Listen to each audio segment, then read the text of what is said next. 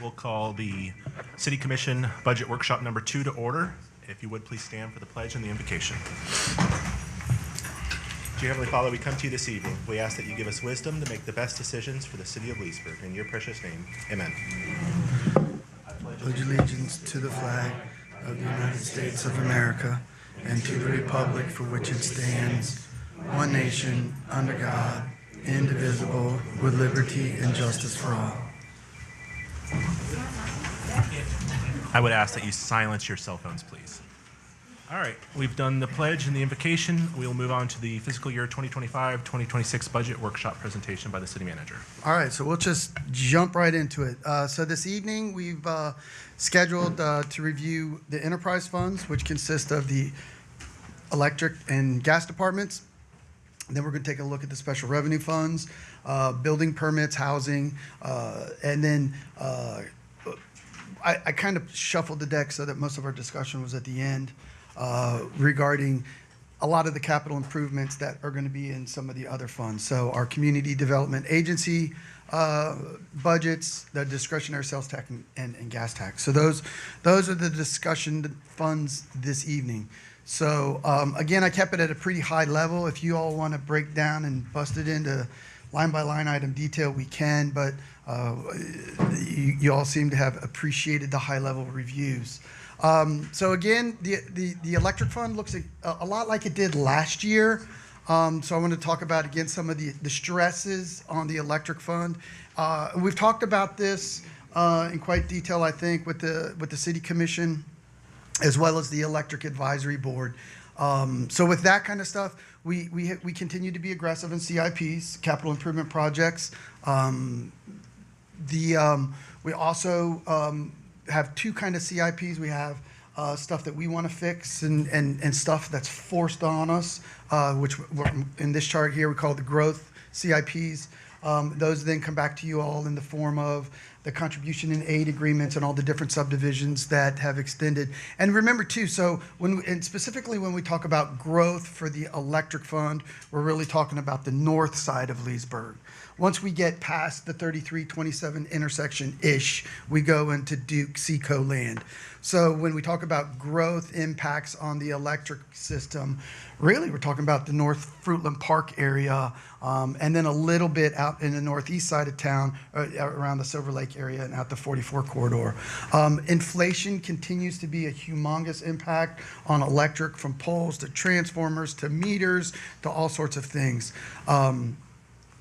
We continue to look very closely on how we're doing our purchase of wholesale purchases.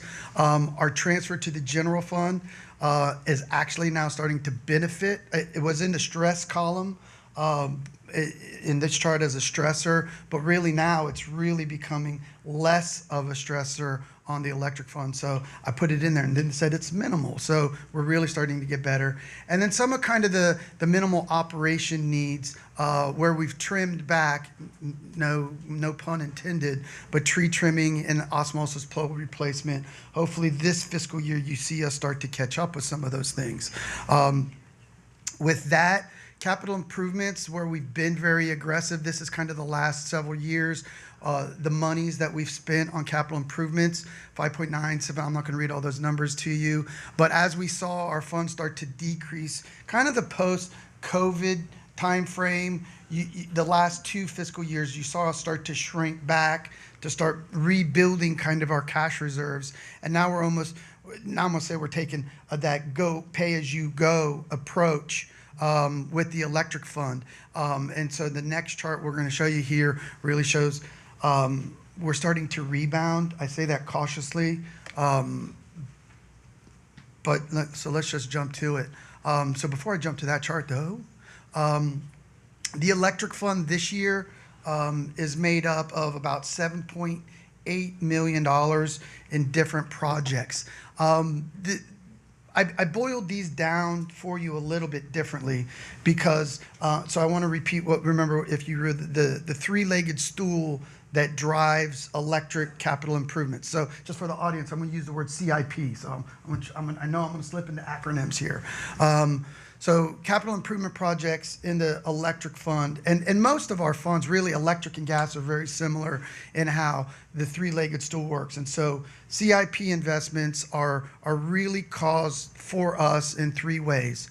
One, customer-driven projects or growth-related projects. So when those agreements come to you for extension services and those type of things, those cause a reciprocal impact on us to go and put in new transformers, new poles, new wires, new these type of things.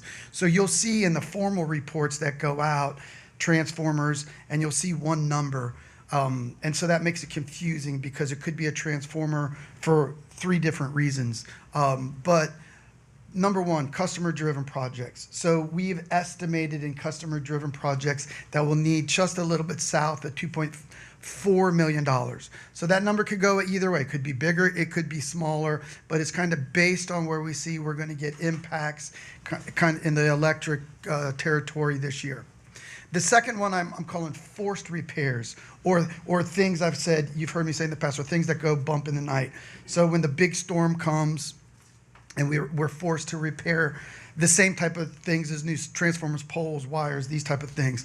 Bump in the night occur because of a lightning strike, because of a squirrel who jumps on a transformer and electrocutes and the fuses blow, or a forced repair could be a driver hits a utility pole in an accident, the pole snaps in half, and we got to repair that. But those are things we have to plan for. So we do that based on a trend, and again, that number hangs out around the $2.3 million range.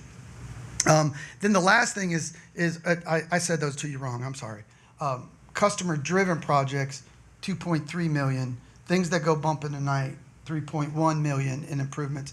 And then the last one is system upgrades. So areas in our system where the electric department has identified that we need to upgrade things. So I lined this one out for you in a little bit more detail, and I wanted to take a second to review that. So on transformers, lights, and substations, we want to get a little bit more aggressive with that. The light part, we're talking about street lights and security lights. So we get a lot of requests from private businesses. The car dealerships are a good example of changing out old lights, putting in new heads, LEDs. We break that system down into a rental. So, and I'm just going to pull a number out of the air. It's not necessarily the correct one, but let's say Jenkins needs to change out one of their old lights in their parking lot for security purposes, and they got an old light and they want an LED light in there. So we'll change that out. We'll have that cost. It'll cost the utility, say, $150 to change that light out, plus the electric that goes through there. And then we turn that down into, okay, when you rent that from us, it's $1 a month. So we've got to come up with the initial capital, and then it gets paid back to us over time. So that's a big area. Some of those lights get expensive to change out, and we get lots of requests. The next two lines there, the $285,000 and $945,000, those numbers together is kind of the northwest side of the system, specifically this feeder 703 and 702. We've got some area that's higher growth volume, kind of in the Fruitland Park area. So as you go by Phillips Toyota, if you will, on North 27, there's a stoplight right there after you pass Lake Griffin Park, and then there's that stoplight. Can't remember that road that comes in from your left. But that strip there, to the west in the Fruitland Park area, there's a lot of development out in there. That's fed off the feeder that goes up and down 27 right there in front of Phillips. That wire's old, small, and so there's really a need for us to upgrade and change that wire out. And some of this is kind of a mix of what is a customer-driven project where we'll try to shift those costs to developers, but some of this is also a system cost that we need to fix on our own. That's an us issue. So we marry those together. And then the last item there, it's the 665-ish, to continue our transformer replacements as we go in the north substation. And the north substation is the substation that's off kind of in the rough area, Lewis Road and the Red Road, kind of up in that area is where north substation is. Those are really the electric projects. I wanted to touch on our power supply costs. We estimate our power supply costs at $49.8 So this number right here, $49.8 million, that's the single biggest expenditure in the budget. A lot of detail goes into this little chart. So of the, you're considering a 200 and I think that all in it's $205 million budget, all funds in.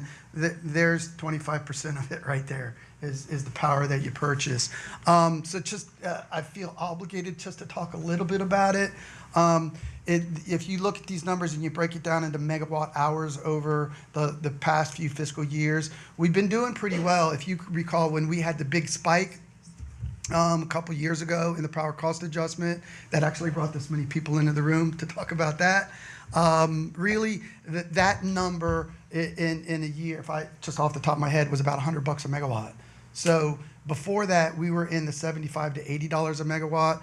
FMPA has done really a super good job from that time, fighting gas prices, working hedging, those type of things to come back to get our price to 78, and it looks like we're going to end up around $84 this year. So you got to ask me, Menor, why is your estimate for just a little south under $50 million at $92 a megawatt?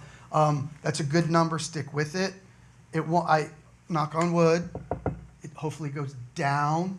The reason it's up, and Jimmy keeps looking at me, but the reason it's higher is because partial of the way through this fiscal year, the FMPA hedging program starts to stop.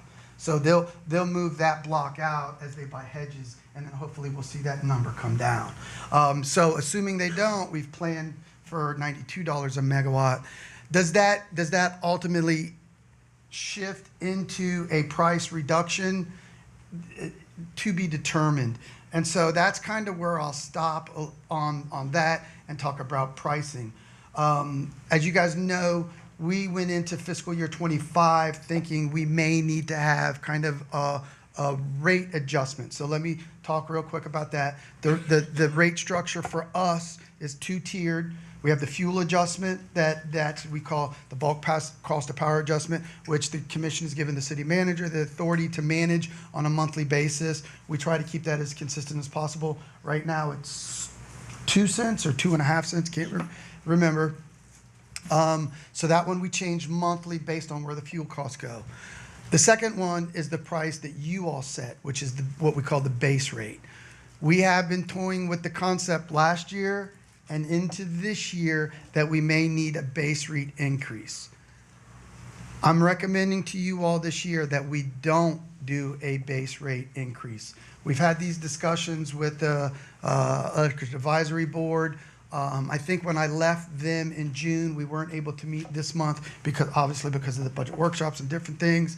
But we did have correspondence. But based on the latest numbers that came in, I'm very hopeful that I think we can manage at the same rate. So as we went into fiscal year 25 saying, let's watch and see and keep an eye on it, I'm gonna come back to you again and say, let's watch and see and keep an eye on it. So moving into October, I think we can positively say there won't be an increase. But as we get into second, third, fourth quarter of 26, based on those numbers, based on where hedging goes, based on where gas goes, we may need to look at that. The biggest reason, there's a couple reasons why I think that happens. One of them is, I'm not going to cheer about this chart. This is the cash chart we always go to, but the cash from where I was yelling, a year and a half ago in here about worried to death and dropping below. Remember the lines. This line is our recommended reserve line.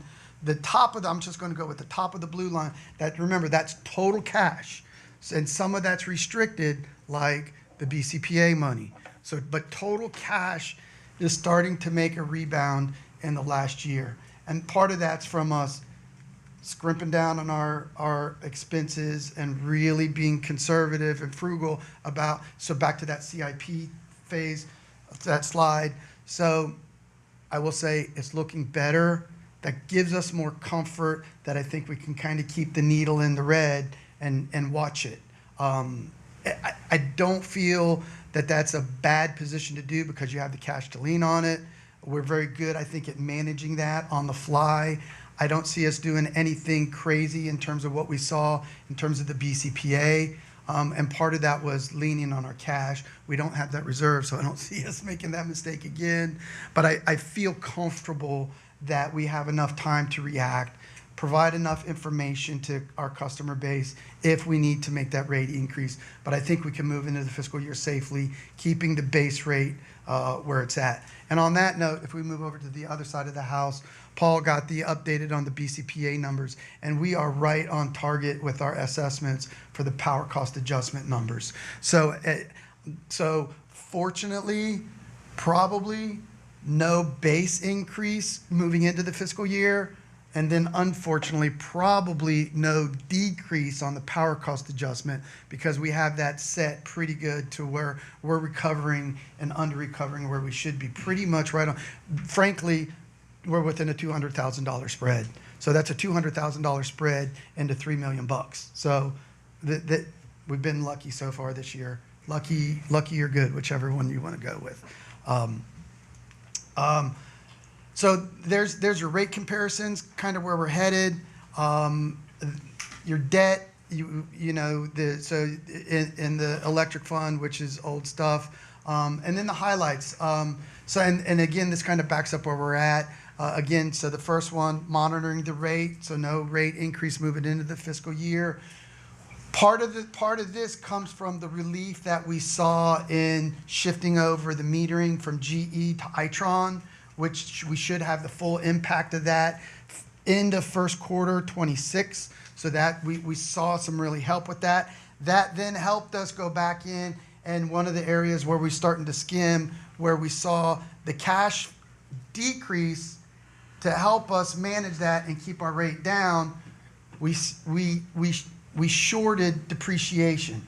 So as you guys know, in all our proprietary funds, we budget for depreciation. So that's the value of all our assets with a formula, and based on how much we take cash out of our pocket, we put it in the special fund for depreciation for planned repairs. And when you do that, your cash graph looks nice because you got the cash. But when you don't do that and you short depreciation, your cash graph looks bad. But again, I think we made that call with the determination that cash was high, we can lean on cash to subsidize the rate. Frankly, I'll brag on the utility and you guys and the Electric Advisory Board, because this is where I can't stress enough that this is where being a local owned utility benefits our customers. I know our customers sometimes complain about high prices and electric rates are horrible, but again, they're regionally one of the best, and I think we do a super good job of managing that. So we really strive to keep the rates low, to keep the lights on, and to work safe. That's really become our motto in the electric fund. And they're your comparators with the region. Duke is still high, they're going up. CO and the city stay kind of nip and tuck. One of the things I'm really proud about is that our rate looks like an FPL rate. And FPL is the elephant in the state, the most customers, the most profitable, they're the most legislatively active. They're, and I'll say it out loud, in my opinion, FPL is really the driver of the train when it comes to politics in Tallahassee. Munis are horrible. Munis don't respond. Munis got bad rates. Well, guess what? Our rate's better than FPL's. And those are the important things. So when customers yell at you or electric advisory board members, those are the things I hope that are in your pocket that we prep you with to remind our customers what we do for them on the electric side of the house, because nobody likes to pay their electric bill. With that, just a couple of other things. Depreciation being back up is good. And then we're able to now just maybe in fiscal year 26 start sliding some more money back into capital projects to do system changeouts and that kind of stuff. And you can bet that Brad and I and the team will be having constant conversations about cash and CPIs.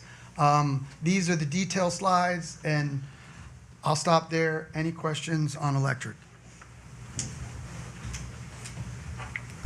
Just one question. It may not even be a fair question. I saw the gas prices, our cost going up in the first half of the year. You referenced the hedging by FMPA. Do we have any idea how FPL, Duke? I assume they are hedging I mean, I know we hedged in 22 when gas prices spiked. You know, I didn't know. You see what I'm saying? I assume they and hedged too at the same look, time. In all honesty, if we can bring FMPA in, and if you guys I'm want that not that detailed worried about it now. conversation, but here's kind of the our level conversation. Everybody in the industry is hedging, and everybody's hedging at about the same levels. So I think we have. You answered my question right there. Yeah, and it's about 75% of our gas load that we have hedged, and so that's the difference. And so as you see those numbers start to tick up, where as the hedging kind of slides out, those are the futures that we haven't covered yet. So that's why I think that 92.14 is high, but that's what it is right now because we haven't hedged out in those last couple quarters of next fiscal year. Just for the public, when we talk about gas, we're talking about natural gas. Natural gas. And everybody should be aware that 75% of the electricity generated in the state of Florida comes from natural gas. So as natural gas spikes without hedging, we get into problems. Yeah, and I don't want to belabor the point because I know we got other stuff to talk about. But if I get 30 seconds to talk about one more thing on electric, I think it's really important. We hear a lot of talk about solar and green and wind and these type of stuff, but it's not just Florida. It's a nationwide phenomenon. The nation still relies heavily on natural gas. So as we see those prices go up, energy drives everything. So it's not a Florida thing. It's not a Leesburg thing. It's a nationwide reliance on natural gas to run our power plants. Just one other thing, it's an FMP thing. When we have a storm and our electric's off, if you compare how long our electric is off to what Duke does, what Florida Power and Light does, we're about 24 hours ahead on our reconnects than those services are. So, having your own local utility is a huge, huge advantage to the citizens of Leesburg. So. You made a note that you don't recommend we do the rate increase, but in October, what did you say again? No, so fiscal year starts October 1. So moving into October 1, no increase, most likely. Okay. If we start needing a rate increase, probably going to be into second quarter, middle of third quarter 26. So in English, what does that mean for folks? October, November, January, February, March, April. We'll want to make a determination in that January to April timeframe if we need a rate increase so that you're not whacked in the summer when your usage goes up. Okay. Thanks. Okay, that's electric. Gas, very similar in issues. Gas, we look very similar in issues, and then I'm going to come out and say gas does have about a 3% CPI built into their rate, and that's inflationary issues as well. Their cash levels here are looking reasonable. They're about $4 million above the recovery, but we're still working aggressively with growth, with other issues, with inflation, with some main trunk lines we got to get in the ground. Really, long story short, that's gas. The main issues there in gas is trying to build the new facility. Actually, Corey, our gas director, received the first draft of the new HQ building. And remember, with the HQ building headquarters, we're trying to knock out 3 birds with 1 stone, and that's to get gas out of downtown so that we can have that area for parking. So we'll talk about that in a little bit. And then with that flip-flop, we can shuffle the deck. You guys know that conversation, so we'll talk about that in the CIPs. And then build a new home for gas with their office needs, their storage needs, and then marry it with more storage needs, the electric department needs with some new storage facilities. And then Andy needs some record retention areas that stay cool and warm and dry for record retention purposes, because the facility she has now at the gas department are not a model. So we set aside $1 million for that this fiscal year. Of that $1 million, we spent roughly $125,000 on the design that I was just talking about, and that leaves about $875,000 for construction. We did not do a allocation for more construction dollars in the gas fund, primarily because they have the cash to lean on it. So we kind of want to get out the bid, see where that goes, get this, that. So we may be coming back to you if we see that number starting to exceed, the first, I want to keep that number small so we work within our budget. But we never know these things until we go out to bid and see where it's at. So I feel okay moving forward with that, but I also feel like if we've missed this number, as long as it's something not crazy, we'll have the cash to fall back on it. Adding these positions, which we talked about a little bit on Monday night, is in there. And then Corey's kind of two big projects are extending gas mains down 33 and 48, and the requirement from FDOT to move the gas line because of widening the turnpike there are two big projects. And I want to touch on this project, CR 33 and 48, a little bit, because I don't want folks to misinterpret growth as a cause for why we're extending a gas main down 33 and 48. In the gas and electric world, more so even in the gas world than the electric world, gas is a utility that is seen as not a requirement. So operators of gas system, whether you're the public side or the private sector side, gas is seen as a choice. And so those investor-owned utilities who extend gas lines are doing it really, I guess, at risk, because they're banking on customers using gas appliances or gas services to necessitate those main extensions. That's us. So we're just like Apopka Gas, we're just like Tico Peoples Gas, Sun City Gas, or whatever. So we're banking on, we're going to have development potentially up the 3348 corridor, and we're going to need to extend a 6-inch main, loop in systems. And so that doesn't mean we're going to spend that, but it means we need to be thinking about it and having it there. The turnpike issue, totally separate issue. That's the state's widening the turnpike, and the statutes are written that it's incumbent on the utilities to move the stuff out of the state's way. So that we're going to see that on the water and sewer side. Water and sewer is different in the world. Water and sewer is seen as a needed utility. So therefore, governments who typically manage water and sewer, we try to pass those extension costs on to developers. Gas and electric, a little bit different. That's gas. Any questions on gas? Special revenues. Housing, not a whole lot to report on housing. We manage this is pretty much the Miss Simmons apartments. Sandra, I think, has done a super good job keeping those apartments filled, working with the county on the subsidies and things we get for rent subsidies and those type of things. And once we get out of the Miss Simmons, there's not a whole lot to talk about in housing. Any questions on the housing division? The winter time for the residents there, what is the time frame? Are they locked into a? I think it's a year, or I'm going to guess a year, but let me get back to you on that answer.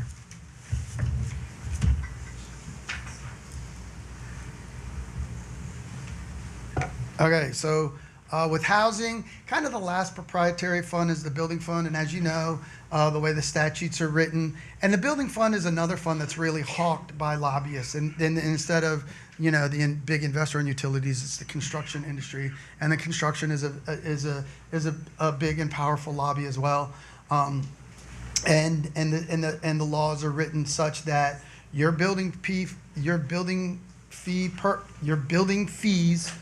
should equal what it costs to operate your building department. And so what we saw is in high times of growth, we saw money coming in, our costs staying low, and our reserves building. And so that phenomena has gone on a little bit around the community. You saw different cities handle it differently. But if you recall back in about the 2018 period, we said, and so these numbers, you know, so it's not a lot. I mean, it's a lot of money for me and you, but fund-wise. So we were sitting on $2 million with the requirement back in 2018 that we only needed, you know, about 250,000 in a reserve requirement. So that's indicative. Our fees are a little high. We can reduce those. So if you recall, in 2018, we endeavored to reduce our building fees from the 2018 level. And we did that, I think, if I recall, in 2 steps. To now, we're about 25, our fee is about 25% of what they were in 2018. And we've kept our fees down there. We've grown our department a little bit. And all the while, we anticipated, and this was the first chart we did, we anticipated our cash levels dropping off. And by fiscal year 24, we were going to come back to you and say, hey, we need to increase our rate. Guess what? We were wrong. But we were wrong good, because we didn't need to increase our rate in 24 like we originally thought. We need to increase it for fiscal year 26. So if you jump back to this chart, what you see is we've dwindled down our reserves, as we should, which so that money needs to go back into the people's pocket or the contractor's pocket, and get a market rate fee. So they're only paying for a fee that justifies the expense of inspections. So I think we've done a good job of kind of staving off increases, but that time is past. We've whittled down that fund as much as we can. So effective October 1, we are recommending to you that we go back from our current rate to our 2018 rate. And so similar to how we talk about the fleet the fleet fund in terms of a percentage of where we are, we need to go back to the 100% level.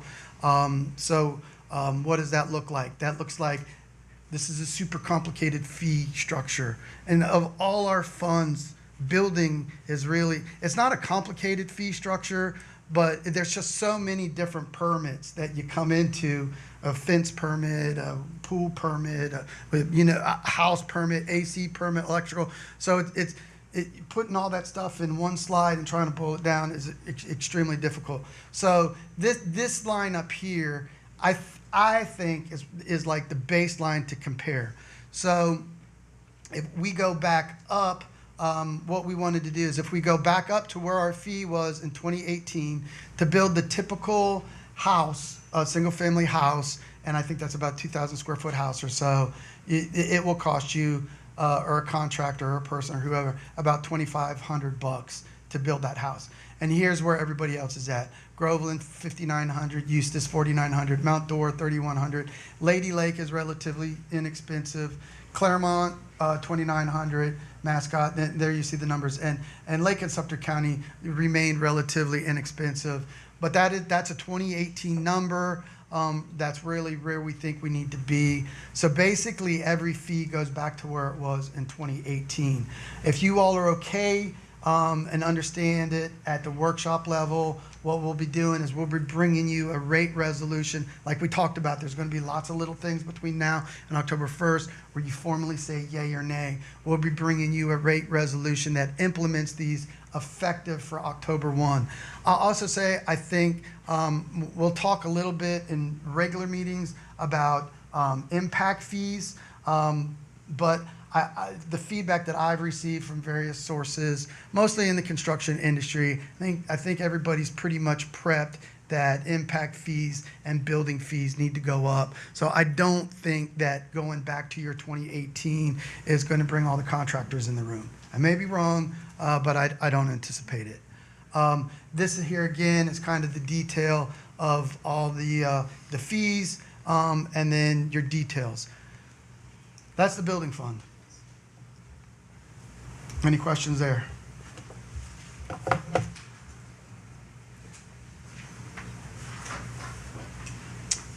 All right. Being no questions there, now we're going to kind of move into where I anticipate you guys will have more discussion. The remainder of the evening, we're going to talk about our CRAs. And the CRAs, there's some CRAs really up for some discussion and some different stuff. There's some other CRAs you really can't spend another penny. And then there's some CRA, like I say, so we'll get into that discussion now. The first CRA, really, that you can't spend another penny is the downtown Leesburg CRA. The increment, as you see, there's a little bit of cash reserve, and in the CRA, 400 grand. That's not a whole lot of money, but really, this CRA brings in about 1.1 million dollars. And remember, that increment, it really comes from two places. That comes from the increment from the baseline when that CRA was created to today. That increment, that doesn't go into the general fund, that goes into the downtown CRA fund, and then whatever your taxing rate of the county and the city is, which is basically these two numbers, that goes in together, and then that money has to be spent in the district instead of in the general fund. So where are we going to spend $1.2 million? Well, the first one is, I'm going to go right to this, is we have to spend half of that on the CDC. That goes back to the decree. We were forced, and we capitulated back in, what was the decree, was 1997. So half of the downtown CRA money goes to the CDC. Really, the other two places it goes to is, one, the debt on the Main Street project. Brandy, that retires in 3 years. So 6, 7, 8, and then that 100 grand is done. It is 27 will be the last payment. 27, so 6, 7, 2 more fiscal years.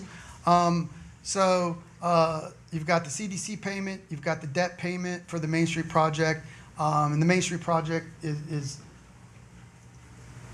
I'm going to say this one more time, and then I won't repeat it anymore. I feel like I got to talk more because there's a bunch of people in the audience. I think you guys kind of know where everything's at. Main Street was the Main Street project, and all the trees and the extension from 9th Street to 27, the big arches and all that. That was $1 million, and we've been paying about 100 grand a year on that project.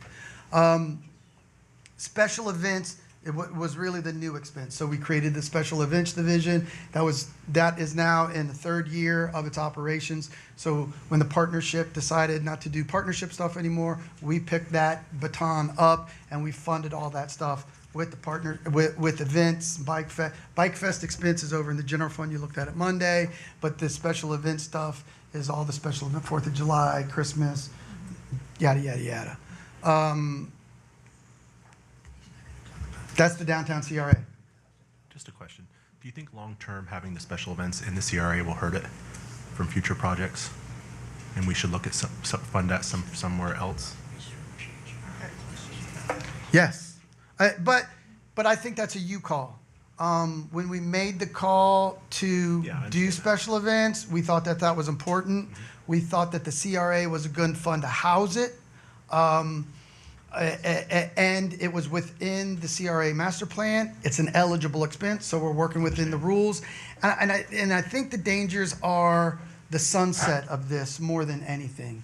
You know, we know the CRAs are going to sunset, and once they sunset, that expense is going to have to come to roost somewhere, and you know where somewhere is. Yeah. It's the general fund.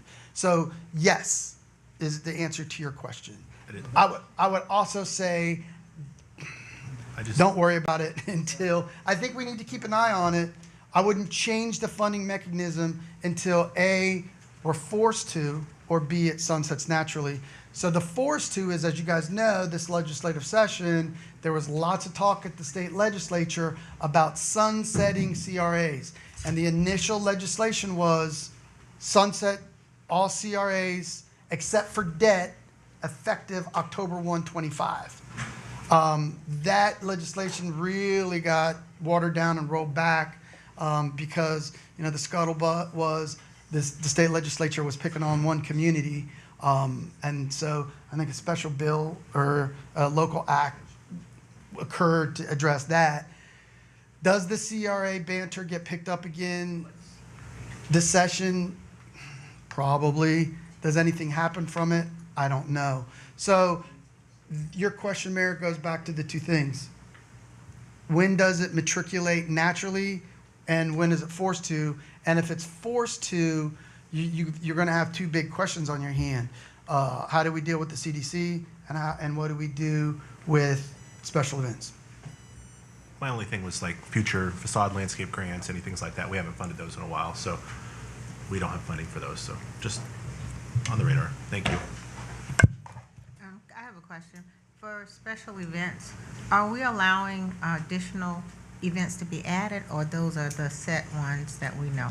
I mean, So the question is, we can add whatever we want within that money, that dollar amount. $403,461. So my question is, we only named 2 or 3, but does the special events group have anything to add for this year? So No, it's still the it- same what it's been? Okay, that's Yeah. what. They have pop-up events all the time. Like if you follow them on social media, Yeah. they have a No, I mean largely funded within this. No, So I this mean, is a- so basically the majors, right? The Christmas parade, the Christmas, 4th of July. I know I'm missing a couple in there, but Halloween. So, and then there's the little stuff that pops Yeah, up every, they do like little weekend. stuff we're adding all the time, Yeah. you know, if it's a de minimis type of impact, Okay. but nothing major. Okay. yeah.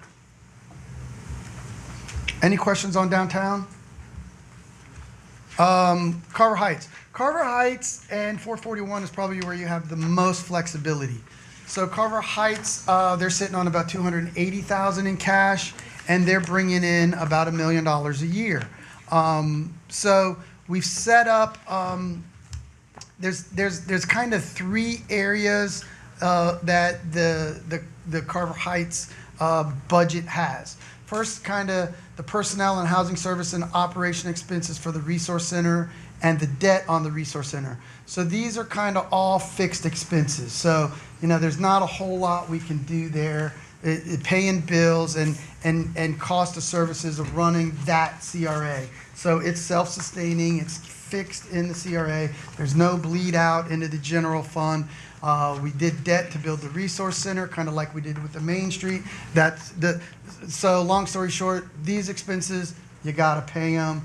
I mean, you can nip and tuck that if, you know, but there's not a lot to nip and tuck in there.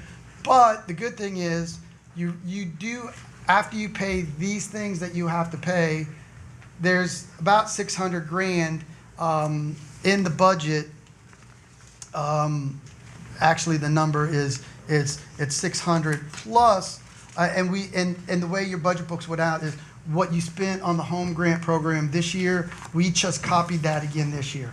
You're not fixed to do that, and I anticipate here in the next minute when I zip it, you'll have some discussion. So, what is available for different programs and projects in the CRA is that 600 and this 163,660. So we've had bunches of meetings, we've had different discussions. So I have tried to string all these together with a price tag to get your feedback on how you want to move forward into fiscal year 26. The biggest one is home grant, but look, I stuck $600,000 there. You don't have to do that. You may want to do that. You may want to bring this down. Each of those grants is $25,000. So however many homes you want to do, I think the home grant's been successful in Carver Heights, and we fixed or about to fix over 20 homes. So that's starting to, I think, make a little bit of dent. I think that home grant's been received well. So I think this is probably a priority you want to fund. At what level is really up to your determination, because you may want to start peeling money away from this as we've accumulated some successes so you can fund other things. So what other things would you fund? So these are input from the CRA board as well as the city commission, and Berry Park surveillance is one. Concerns about public safety and those type of things. Would that tie into the police department to view or something like that? The surveillance? Cameras. Yeah, but who would have access to that? Like, and It would tie into the police department. So they would be able to monitor it? Yes. Okay. And they do now, is my understanding. ADA improvements, Berry Park. Commissioner Berry wants you guys to reconsider a tutoring program that the city would operate. We estimated the cost at 150 grand. An update, we talked about that a little bit, I think at our last regular meeting. Estimated cost for an updated master plan, 150. Resurface, this is kind of a combo thing. We've had some questions to reclose it. We know we did the decorative fence around Berry Park, but we did 2 of the 4 sides. So this number of 350 is an estimate to close the west side and along the trail side that would totally secure Berry Park, so you lose the chain link fence on those south and west sides, and finish off paving of the parking lot. The other request that we got in for the CRA was is some dredging and some stormwater improvement in that area. This one is something I think I would advise you to take this project out of the CRA and go to stormwater. So with that, that's really the highlights of the Carver Heights CRA, and I don't think you need to finish. You've got, again, several weeks to consider where you want to go, but those seem to be the projects of priority coming from the feedback my office has received. And so, you know, the shtick, it's how everything's interchangeable, you know, whatever levels, you know, now you've got derivatives thereof. But I think these are the areas that seem to be getting the highest demand. I have a question about this resurface and the fencing. Would that assist our police with the issues they're having in that area? And then, does that include like a fence on Berry Park to keep people from sleeping in there and Yes. vehicles and things like that? Yes. So I think that's something we should consider, because I think that's a high police issue out there when that comes to that park. I think the surveillance, if that would assist the police from surveillance, that might be something we should consider. What is the ADA improvements? There's playground equipment and those type of things, sidewalks, making sure everything's. I mean, if that's a safety issue or something like that, we should probably address that as well. Those are just my 2 cents. I thought the disability issues with ADA. Yes. Yeah, okay. Yeah, so if there's, But, I mean, isn't it important that we now have a 3-sided park fence, so we want to secure it, so adding the fence on the 4th side definitely makes sense to And- control. when I did a couple cleanups out there, you have people driving from the trail into the park and things like that. So if that would prevent that, and people driving down the trail, I think those kind of improvements might help that. Driving in the park as well. Driving to in the park, yeah. yes. I think the fence should go around the parking lot to prevent people from driving through the park too, but keep people up from driving all over out there. So, just my 2 cents. I think I made this comment before when this came up, but I don't really understand why we need a CRA master plan. I look at that as 6 home improvement grants, it looks like we have plenty of ways to spend money. I guess that's my only reaction when I look at the board. Other than that, I'm pretty open-minded to what the commission wants to do. My opinion is that the home grant program is the most important thing we're doing out there. Increasing the value, getting people to buy into their home, making it nicer is going to help the community as much or more than any of these other things, in my opinion. No, Mayor, there are a couple of people whispering that you might have some public input if you want to take it. Do we want to accept public input? I'm fine. We're going to get it one way or another. Yeah. I like to hear. Okay. So if you're coming up to speak, just state your name and address for the record, and you do have 3 minutes. Samantha Bentley Ponder, 1204 Baker Street. I have a question about the home improvement grant being on that side. On my side, on the east side, I've had people asking me, can we receive the preference as well? Because on the website where it's listed about the grant, it sounds like it's for all of Leesburg, but it says preference is given to that neighborhood. So I wanted clarification for my neighbors on that. The money has to be spent in that CRA district by law. And the downtown CRA has no more money, as you heard earlier, and I think we were looking at putting grants for the 27-441. So on that note, and we've had this kind of discussion ad nauseum. I feel like Bob Barker.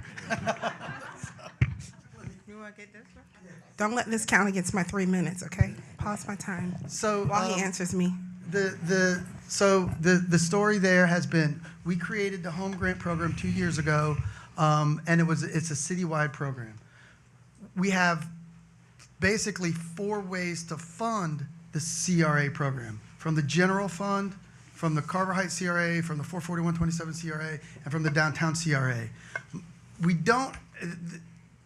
the commission has opted to only fund the home grant from the Carver Heights CRA. So if we're only going to fund the home grant from the Carver Heights CRA, that means that money has to be spent in the Carver Heights CRA. So it can only be homes in the CRA. Because remember, those are the incremental boxes. So where you get the TIF money has to be spent in that box. So if you had 4127 CRA monies, then you could only spend it on homes in that box. And that box is basically really the only place there's residential homes. It's kind of over there by John L. Jones Park. In the downtown CRA, you could address homes kind of in the East Pine Street, but there hasn't been money for that. Any place that we haven't mentioned CRAs, the general fund then could pick up everybody because it's all inclusive. However, the commission just hasn't opted to do that. I'm sure Commissioner Berry will talk to you again because she has brought up this conversation ad nauseum. So really, however you all want to fund the home grant, and since its inception, we've chosen just to fund it in the Carver Heights CRA. So when I spoke to individuals in my community just asking what I could bring and what we have need of, people mentioned things like beautification. Like we have some areas in our sidewalks where tree roots have uprooted and made it where the kids can't ride their bikes smoothly or walk safely in that particular area because of uprooting. But the thing that I heard repeated was the home improvement. We have some people who are older, people who are low income who own homes, and the houses have become dilapidated and they can't afford to fix them. So that's why I'm bringing it up. So I'm like, is there a way that we can look at this on how that can be extended to my side of town, whether it's looking at how the special events money is funded, or if it could be some type of hybrid where part of it comes out of us, the other part comes out of the general fund or something. I don't know what the idea may be, but I know that people need that on my side of town. And they keep telling me.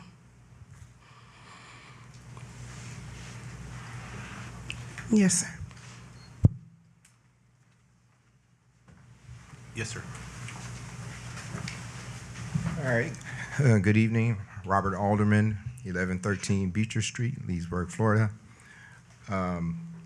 I know I was supposed to get this to you in email. I apologize. A couple things I want to be under the project priorities for the Carver Heights CRA.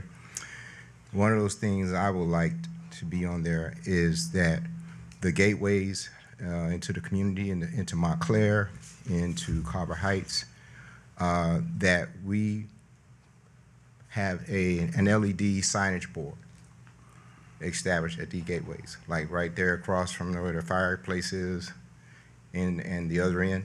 And this way we can communicate information to the people that live in that community.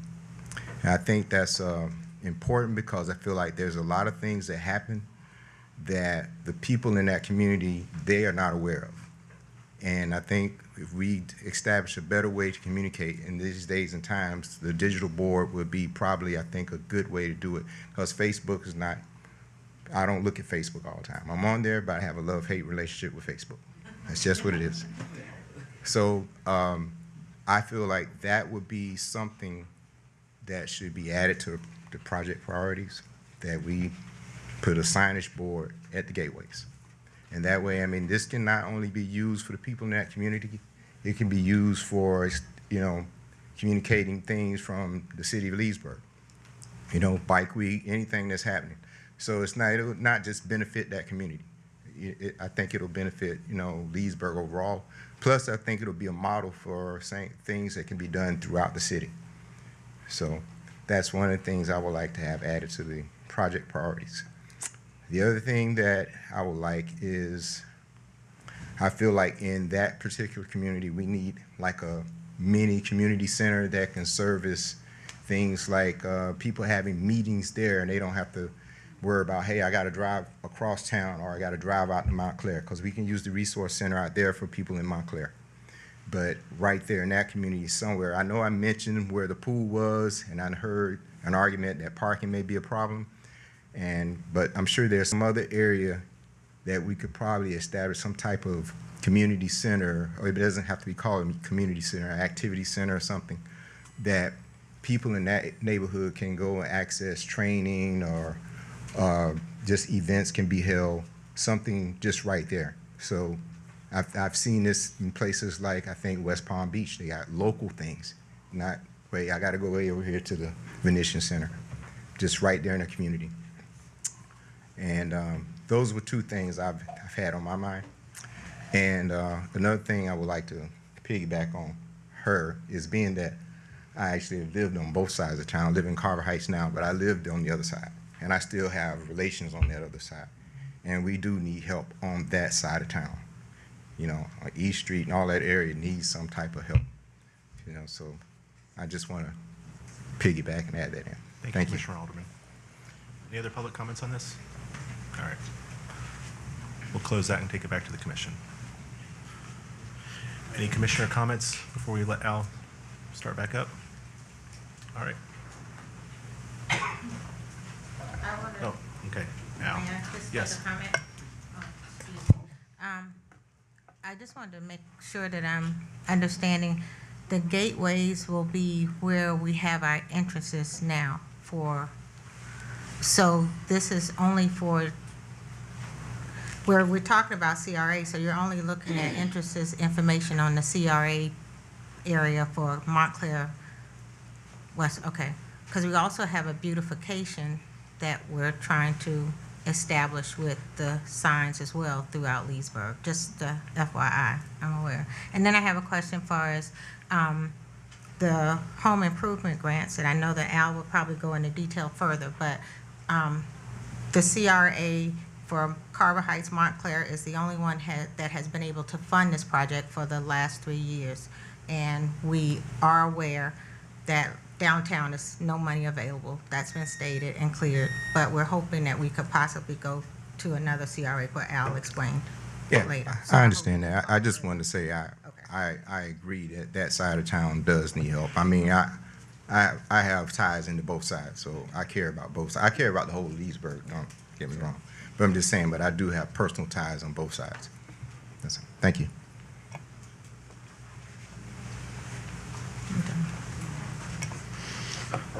All right, so moving on from the Carver Heights CRA, then we move into the 44127 CRA. The 44127 CRA, I will not belabor the history of where we've been there, but the decrease in funds, you know, our policy in the 44127 CRA has been to keep as much money as we can rolling so that we can cover the bond that crashed when the CRA was created. We have significantly achieved that goal, and the expense in the CRA becomes paying that bond, which is about $1 million, and then what do we do with the money left over? So this CRA brings in about $3 million, and the bond is about $1 million, which leaves about $2 million. How long's that bond been? 2036. 2036. And so this year, or last year, in preparation for fiscal year 25, when we did Susan Street, we identified that our bases on the bond are covered.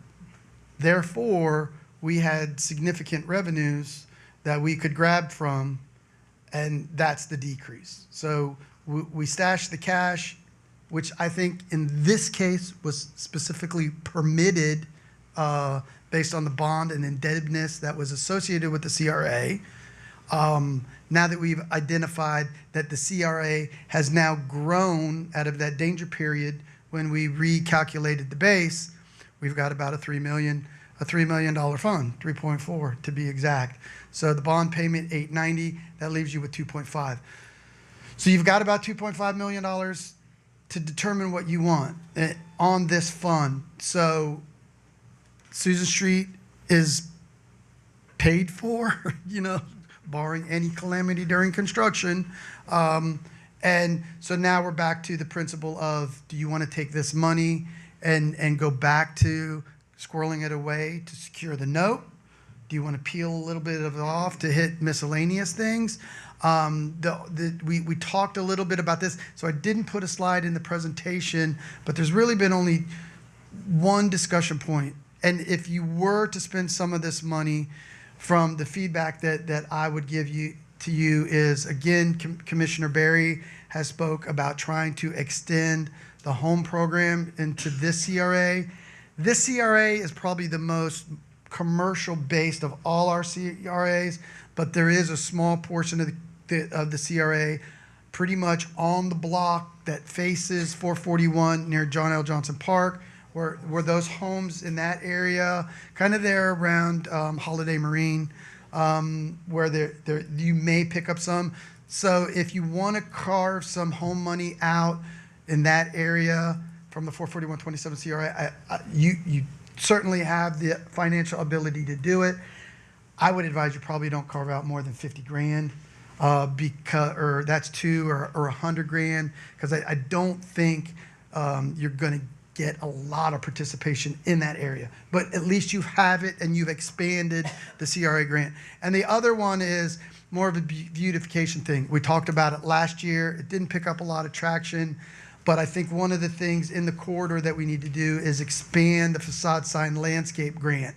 I think the US 27 corridor is specific, where we still, I don't mean the words that I'm about to say as derogatory, but we still see a lot of the old signage ways. Is that a better way to say it? And the old signage ways is those monopole signs. So it looks, so those old monopole signs, and every community that's like Leesburg has those, where you see you going through the 1950s, where you got the monopole and the signage. So concepts, and really nationwide, we've gone into the monument style signs, where we bring those signs down a little bit lower. It makes it more ambiance, prettier. We even have a code that says you have to get these signs changed out at time certain. Time certain has long gone past, but we haven't actively initiated enforcement on businesses. My suggestion in this case is, if you want to affect aesthetics, it's specifically in the 27 corridor, we need to up the ante like we did on the home grant. We didn't get a lot of participation in the home grant until we made that grant value that was significant to where the city's TIF money took on the burden of that expense. So in our program, we probably, if we were going to go address, and we have a list of non-compliant signs, we're not going after you, but we have a list of non-compliant signs, that those would be the targets of what and a sign these days is anywhere between 30 to 50 grand. So, we cap out at 20 grand, and I think it's 80% of the 20 grand. So we're capping out at 18,000. So businesses are still looking at 20, 30 grand out of their pocket to match with ours. And I think you probably really have to flip that switch and look at it to where you're given up to X percent or up to 40 grand. And so we need to MacGyver those numbers. But I think if you took, and I think you need to take a significant number, like $1 million, and put it to that program and upgrade the facade sign landscape grant. So then we would assign staff to go out to businesses and market this program so that you could tackle that corridor. One of the other things, I'm going to mention this and then I'm going to zip it. One of the other things that I think also as a beautification thing in the 27 corridor that would make life really nice is to underground electric utilities. Having said that, I will say this: it will never happen. And that will never happen because Duke Energy, I'm not blaming Duke, Duke Energy has the giant transmission line that pretty much starts at Pixiola and goes all the way down our corridor. And in that area, we actually piggyback on their poles. I'm going to guess that undergrounding, the cost to remove a transmission pole of that size is $1 million. So $1 million times all those poles. Brad, am I out of whack on that? Brad's saying $4 million a pole. So I don't see you ever underground it. The big giant transmission line that cuts down the center of our 27 corridor, it's never going away. So I think we're always going to have that issue. But what we can do in our power is to tackle the signage, and I think you have the funds to do it. So home grant and facade sign landscape grants is where I would point your attention to with those funds. I'd like to ask for the Susan Street project. I know you're anticipating done, but what possibly could come afterwards that we might need to fund extra? Because I could very well hope to see in future, like expanding from Susan Street to additional splash pad to something going on around. Right. So Commissioner Berry and I had a conversation earlier, and she envisions once the rectangle fields at Susan Street are done, that we continue adding on to that. So my suggestion is, I think that that's a concept that probably needs to go in the hopper for out years. The problem with Susan Street, funding-wise, is right about where Susan Street goes into the park is the line between the 441-27 CRA and the Carver Heights CRA. So between those two CRAs, you might be able to tackle some other areas. We're also kind of stretching into a growth area of Susan Street behind the Publix Plaza, where they're kind of wetlands, and we're sending those rugby fields into that area. And so I think that that's a project that we kind of need to keep our eyes on, see where this finishes up, and then revisit that in out years, how you may want to grow the rectangle field concept after this is done. I feel good with where the budget's at right now for Susan Street, again, barring any big crazy stuff. I don't see significant overruns, and if they do, we do have the CRAs to fall back in. We put together that budget with a reasonable contingency, and at this stage, nothing really alarming has happened. So that, I think the plan would be conservative and put the 2.5 and hold on to it for your bonds, or split a little bit of it off for FSLs and home program. I think I ask this every year. What is the interest rate on the bond? It's low. Okay, that answers my, you know where I was going with that. 2.5. Oh, okay, okay, no conversation there.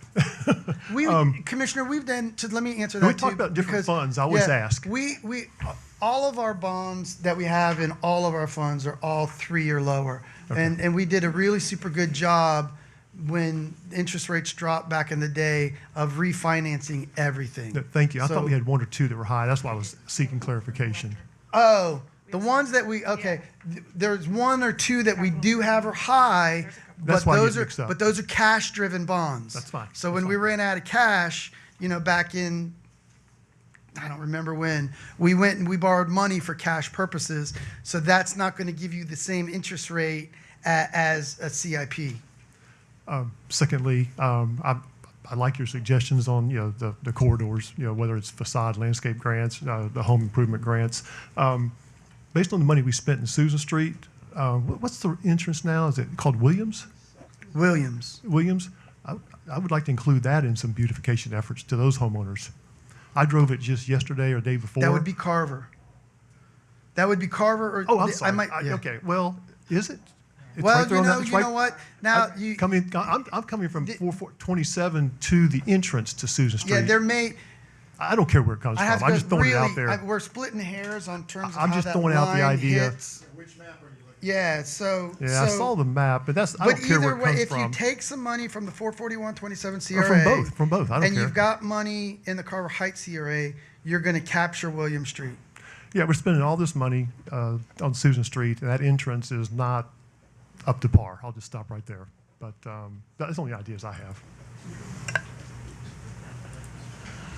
I would support the home grant program, and then I would support the facade landscape sign program as well. I know Diane Yeckel has already started sending in person, going to these businesses. I think we maybe get, hey, you're in violation. We're not going to penalize you, but this is the money that we have available for you. I agree with our city manager. We might need to raise that and go from there. And specifically for Commissioner Peterson's purposes, and I won't mention any businesses, but I will mention one of the things that we can add into the facade sign landscape grant that we need to increase its signage. We can also make dumpster screening part of that grant for those who might be non-conforming. Love it. Thank you. I think we've all complained about that a Yeah, little bit. I've had my share of phone calls on that one. Yeah.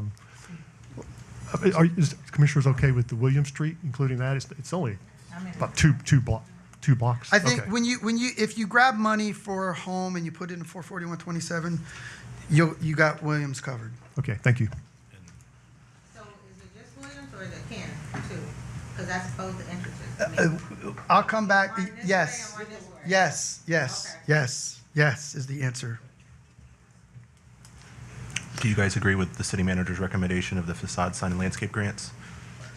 The only comment I have, because you said typical sign was 30 to 50, and then you said make this grant 40, I don't want to encourage people to spend more money, but I'll let you have that fine. Let me tighten up those numbers. So what we'll do, and again, this would be one of those things we'll come back to you with a program Okay. where you're going to look at it in detail because you need to amend the FSL grant in a resolution form. So that's where you would encumber that concept. And so what we'll do based on this conversation is we'll start to drill into that and send back to you guys some concepts on how we expand that program. But Got- in got the it down. past, wasn't it 10 and 10? Like just last year or year before? No. No, I think I we thought started churches at did 80% up to 20 grand Okay. Yeah, max. but it hasn't been working. Oh. No one's taking advantage of it because they're so expensive. And just for the public out, going back to the CDC receiving payment, that's a statutory thing that it has to come out of that pool of money. Let me it's not a statutory thing. So let me explain, and that's an important delineation because I think I know where you're going. 50% of what that, It is a court decree. Right. It's a settlement. It's not statutory. Okay, I Okay? used the wrong But that's word. important to delineate because if statute says, like when the state legislature came out with the program to sunset all programs in the CRA except for debt, the payment to in my humble opinion, the payment to the CDC would be considered a program, not a debt. So the action of the state legislature, to sunset CRAs would then supersede the court order. And so if the state legislature made a law that sunset programming or existing program but for debt, I think then that action would then supersede the court order, and then you wouldn't have to make the payment. My opinion, that's how I would interpret that. right, all right. But my real question was the funding part of it. The funding part is required because Must- it's it's a judicial mandate, not a Right. statutory Right, one. okay. So, it's 50%? 50% of the increment, no matter of the what the increment, increment no matter is. what it is. So the judicial action is 50% of the increment, no matter what the increment is, and you can't sunset the increment to get out of paying it. And- That's the judicial order. And we don't have control as a board of how the CDC spends that money. Or where. But citizens could request, the city's doing home improvement grants. It certainly would be within citizens' rights to request from that organization the same type of programming. And I think Could we I would make- encourage, we're trying to do it, we're kind of hamstrung that we can't do it because of funding, but we are giving those funds, putting them out there to that community. And that would be a good place to start with that, I think. Could we as a city make a recommendation letter to the CDC saying that they use some of those funds for home grants? I know we can't make them, but we Yeah, you could absolutely write that We could just letter. ask. I mean, we can send a letter there. Absolutely. It's been so You could successful. write I that. just would like You to could see it absolutely successful write on that the letter. east side also. And maybe provide them how many people that have applied that aren't eligible right now. Say this is how many people are. Would you be open to funding that out of that fund? Because I think there are some residents that applied originally that applications are still on hold with the intent that would come later on. So, Yes. The Commissioner Cannell asked me, has the state made the decision on the CRAs yet? And it's no. So that legislation came in. It really didn't move forward. There is anticipation that this next session, starting in January 26th, more CRA estoppel legislation will be considered, Yes. as well as property taxes.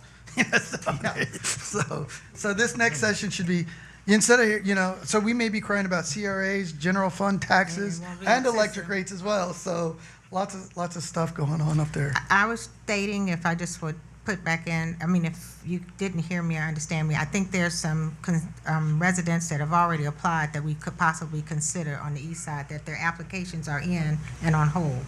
I don't know how many. That would be a housing question. Yeah, consider. Yep.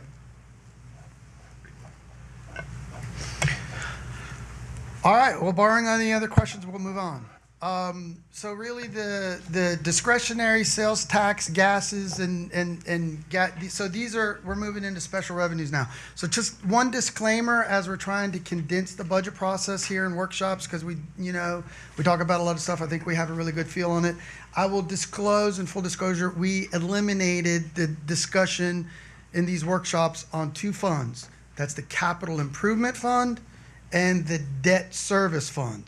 The reason we eliminated those are replicatory accounting type funds. So any money that you spend from the general fund or the special revenue funds, whether it's a capital improvement, a direct capital improvement like pay as you go, that money is going to get shuffled over into the capital improvement fund. So for example, if you buy if you build a new city hall out of discretionary sales tax and you do it in cash and it costs $1 million, you're going to have $1 million expense in your DST fund, and then you're going to transfer it over to your CIP fund and have another $1 million of an expense. If you build a city hall with DST funds, but you do it with debt and you fund it through that, then you're going to have a DST to debt to capital improvement fund. So the capital funds and the debt funds are everything that we talked about in these slides. And so based on whether we do it cash or with debt, it goes into those funds, and that's just the GF, general accounting principles for government. So I didn't bring all the slides to talk about everything twice. So saying that, the gas tax and the discretionary sales tax are your two biggest and discretionary sales tax funds, other than the general fund, where we're going to talk about what we're going to do with $500,000 on the cash that you have to make specific capital improvements.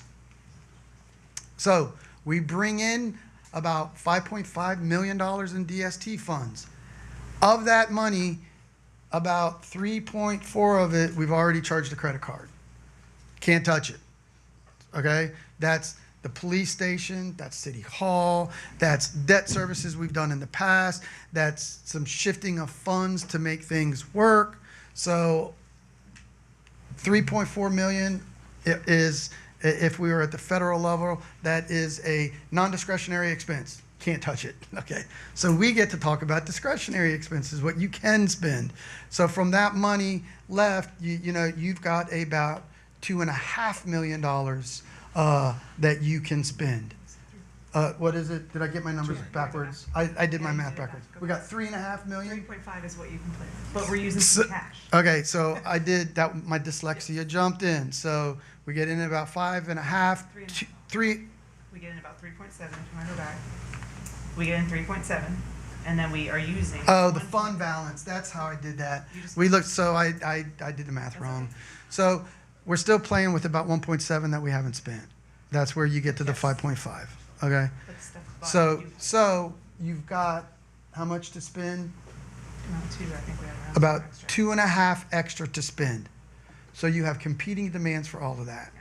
Here, does everybody get the clarification there? Everybody get the clarification there? Okay. So 2.5 you can spend. So this chart is kind of what we put together on where to spend it. The blue, I'm going to jump to the bottom because I think the road money, the gas money is easy. So a big chunk of that comes in. We transfer it over to the general fund. How much is that, Brandy? How much total comes in gas tax? It's like 900,000 that we're paying. So just about $1 million in gas tax comes in. To review how we get that, those are the penny gas taxes and the different gas taxes that the county promulgates. We have agreements with the county on how that money is distributed back from the state to the county. Then the county, the statutes say there's an automatic formula that benefits the political subdivisions, or the statute says if you have a deal with your political subdivisions, you can do it that way. We have a deal with our political subdivision, as most municipal corporations in the state of Florida do, and we have our deal basically is road miles and population across the county, divided that up, and we get $1 million from that. I will tell you, we are a giver nation in Lake County in discretionary sales, or gas tax, and discretionary as well. But so gas tax, about $1 million comes in. We peel off about 800 grand of that goes right into the general fund to pay for streetlights. So we get gas tax money in, and it goes to Brad. I didn't mean to make Brad the bad guy. No, but so every time when you go down 27 or Main Street, or you look in your neighborhood and you got a light on that's the city, gas tax money pays for that. That's an eligible expense. And then it goes to fund, whenever potholes or that kind of general fund.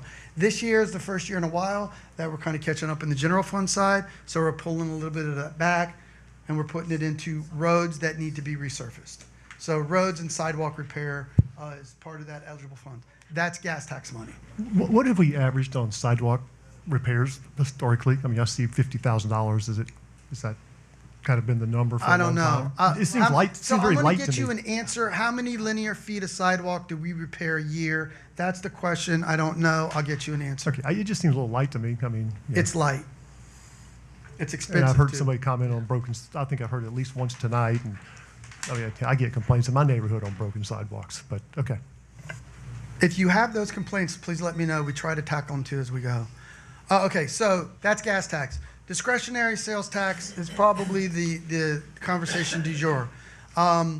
We have talked about capital improvements du jour.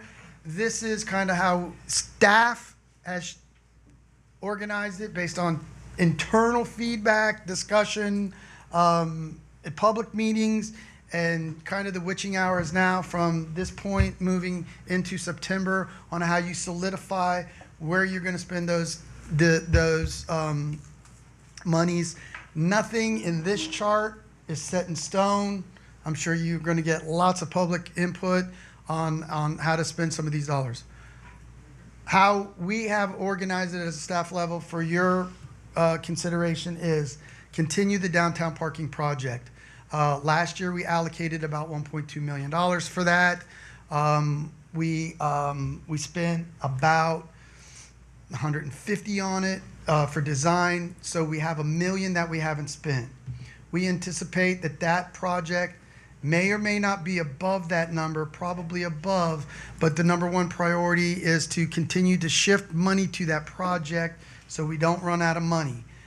I anticipate having the initial draft of the parking concepts the end of next week.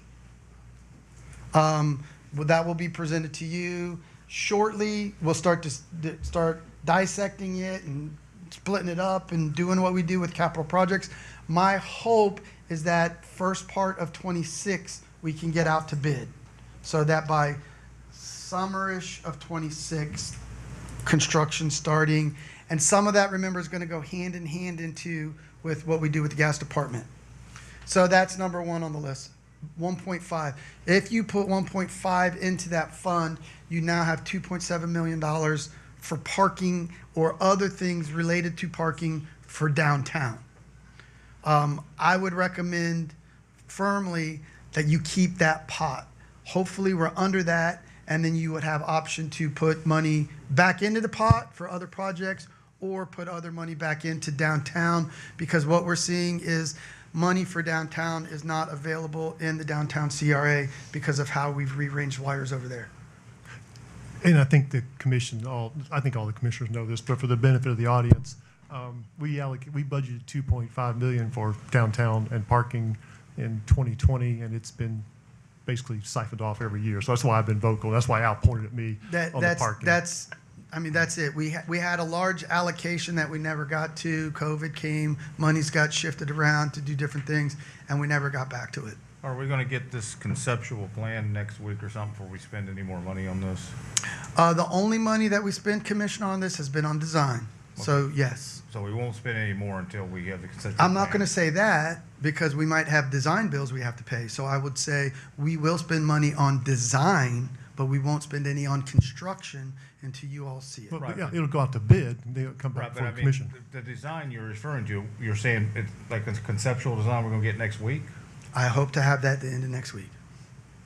But I don't want to say, I'm not going to spend any money on it because if we pay the engineer, then I've said. Well, I thought you said the 150, I assumed that covered the whole conceptual design. Yes, it does. Up to now. Yeah. Yes. The only money we'll be spending on this until you all approve the design is design. Okay. But that'd be the conceptual design. The contract with, I'm pretty sure, don't hold me to this, that the contract with GAI goes through concept up to bidding. So we've got our design numbers in the hopper. Okay, but if it goes to bidding, it's gonna be construction. Correct.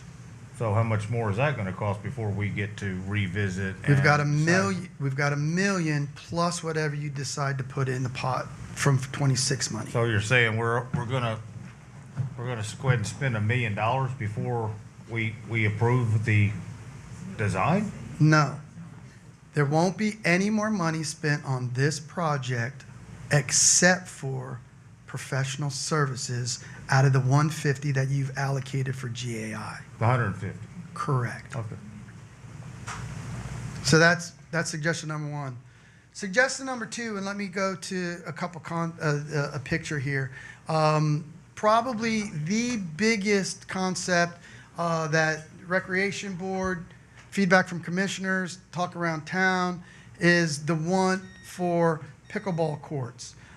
We had this discussion last year. We didn't move forward with it, and it continues to be a major one.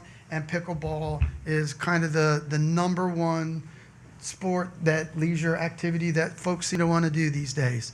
I don't know what stopped us from last year other than other priorities, finding a place, and this type of stuff.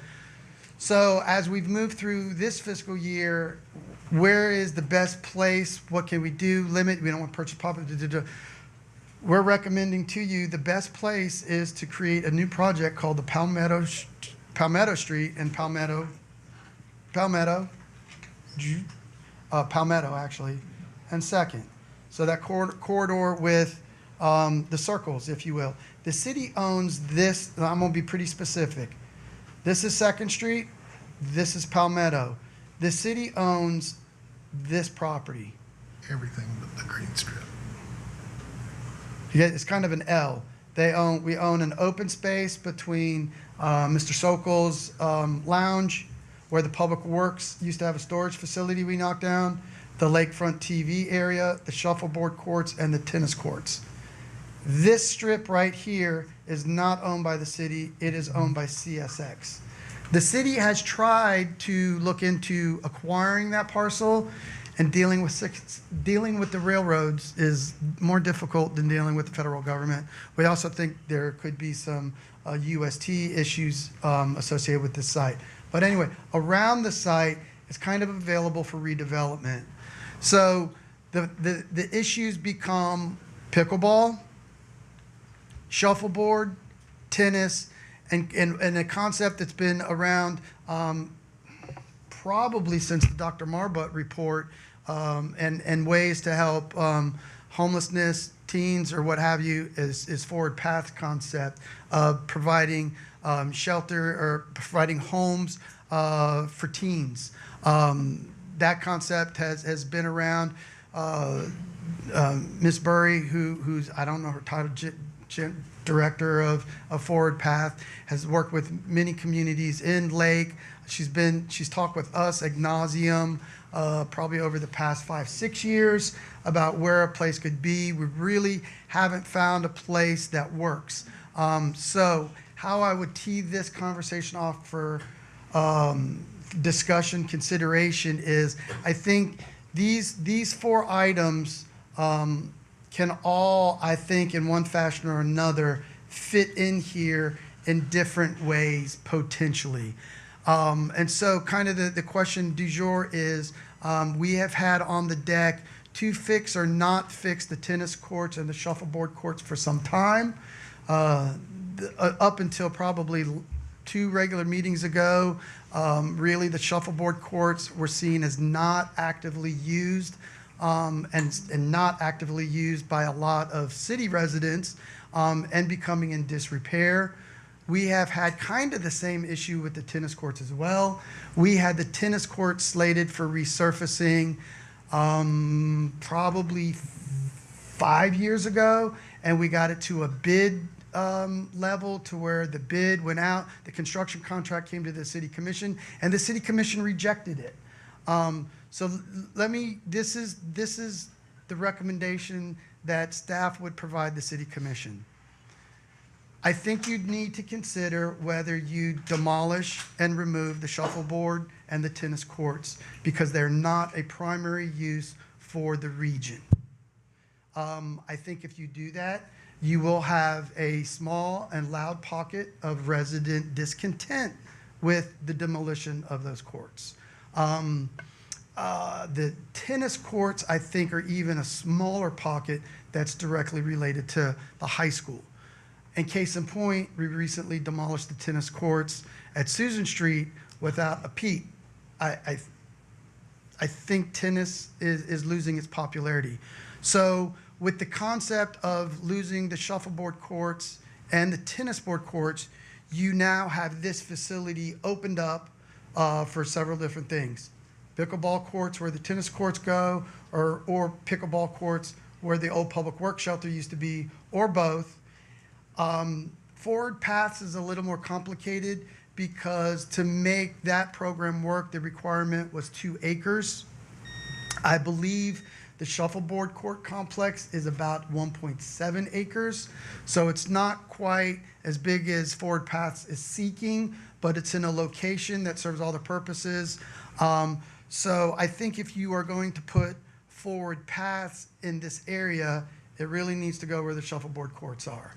And then shuffle pickleball and tennis or shuffleboard in these areas, however.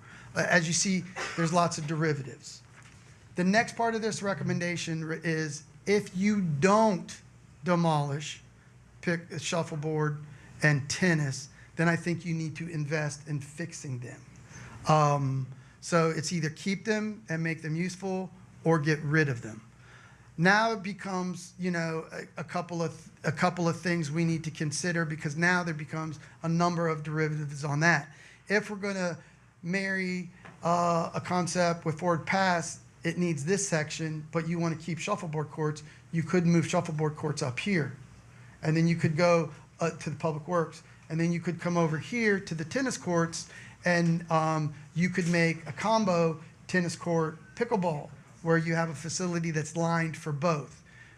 For discussion purposes, the rule of thumb is 1 tennis court makes 2 pickleball courts. So you could marry that. Or so there's a bunch of different ways you can do. As your manager, I'll tell you, I am, I like the marry concept, but I also dislike the marry concept of pickleball and tennis. I like the marry concept because it works and it's going to save you money and you can kind of knock 2 birds without 1 stone. As a sports enthusiast, when I go to the driving range, I don't want to play golf on the driving range. The driving range is for the driving range. So, and same with tennis. When we all use multi-purpose facilities, they can be nice, but they're not as nice when you go and you want to play pickleball. You want to play pickleball, and you don't want to look at tennis lines and flip-flop. I would suggest to you that your funds have the ability to give you, for lack of better words, the Cadillac option.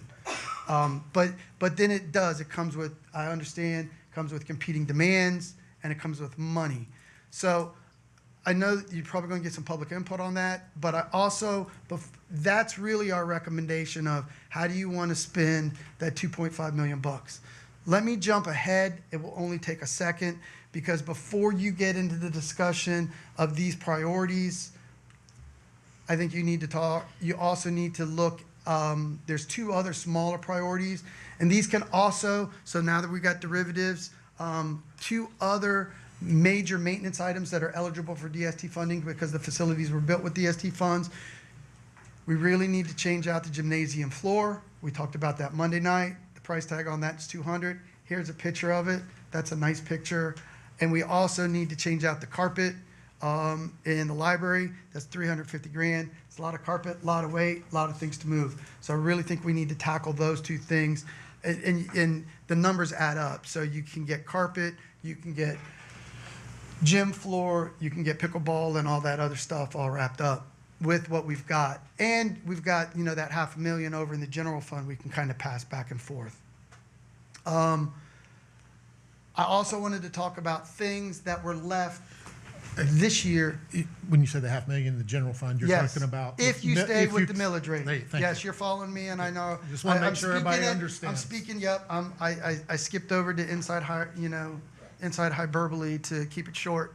You also need to look at what didn't make the cut for fiscal year 26. The first one, the Historical Society has visited you in 2 public hearings to retrofit and upgrade and refurbish the Historical Museum, I think on 5th Street or whatever.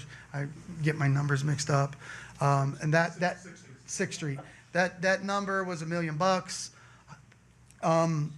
Cliff in Public Works, our Public Works Director, and and that's a good number. That's a good budget number. Then on the smaller side, Travis is also asked to put some canopy, attractive canopy shading over the aquatic facility, the Dabney Aquatic Facility. The library. I jumped ahead. There's 2 shade structures that have fallen to the cutting room floor. The first one, let me go backwards. Is that one. A shade structure for the pumping at the aquatic facility, kind of pretty it up.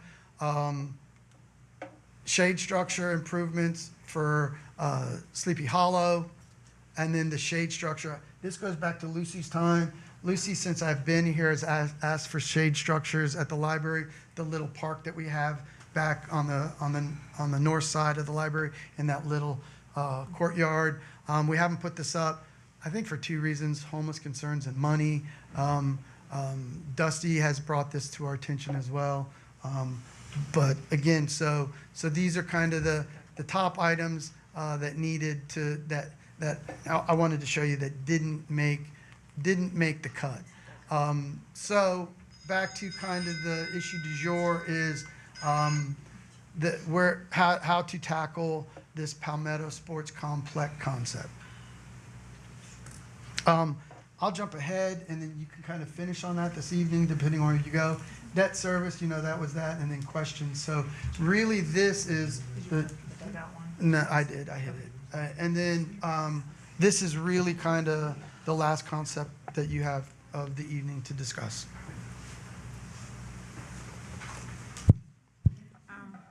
I'll start. I'll just have questions, comments. I think that Forward Pass should be acknowledged, and we should realize that this is for young people aging out of foster care, giving them a start in life with expected direction, as well as preparing them to be fit for society, meaning responsible. That's what I'm trying to say. I think that's a plus, and I really feel that location would be more conducive because of downtown area, close next to the school as well, and somewhat kind of behind the police department. So that's also a plus. Young people being turned out on their own for the first time, trying to be responsible. I think the suggestion that was saying to combine the 2 courts, pickleball and tennis, would be a plus. You just have to share, I guess, and coordinate as far as another job opportunity for somebody for reserving the courts. I think that's a good idea to give that opportunity, and that's my thoughts on that one, so. I'm good with the concept of a forward pass, but I just don't think it's a good fit location. I really like the concept of keeping the tennis and the shuffleboard, resurface those, and put the pickleball behind the TV station and make a mini little recreational complex. I'm all good with forward path. I think what I've read in the brochures tonight, it's like a very worthwhile cause. I just don't think this is a good fit for this particular location. I have spoke to the city manager, I'm sure, as everyone probably has. We have 2 or 3 other locations in the city that I would be more than willing to consider donating the property to them for this program. I think one of them was behind the Resource Center. One of them, I think, was over there in the Tuskegee area, and one of them was possibly the old Dabney swimming pool site. I mean, I'd be open to any of 3 of those locations for this program, but I just don't think this program going in this particular place, and we're having to readjust everything and possibly losing our shuffleboard or not putting pickleball. I just think it's a great concept to put all 3 of those in one area and put forward path. I mean, in one of the other locations, if that works for them. I mean, I would be open to donate that property, but not this particular property. This is just not a good fit for this.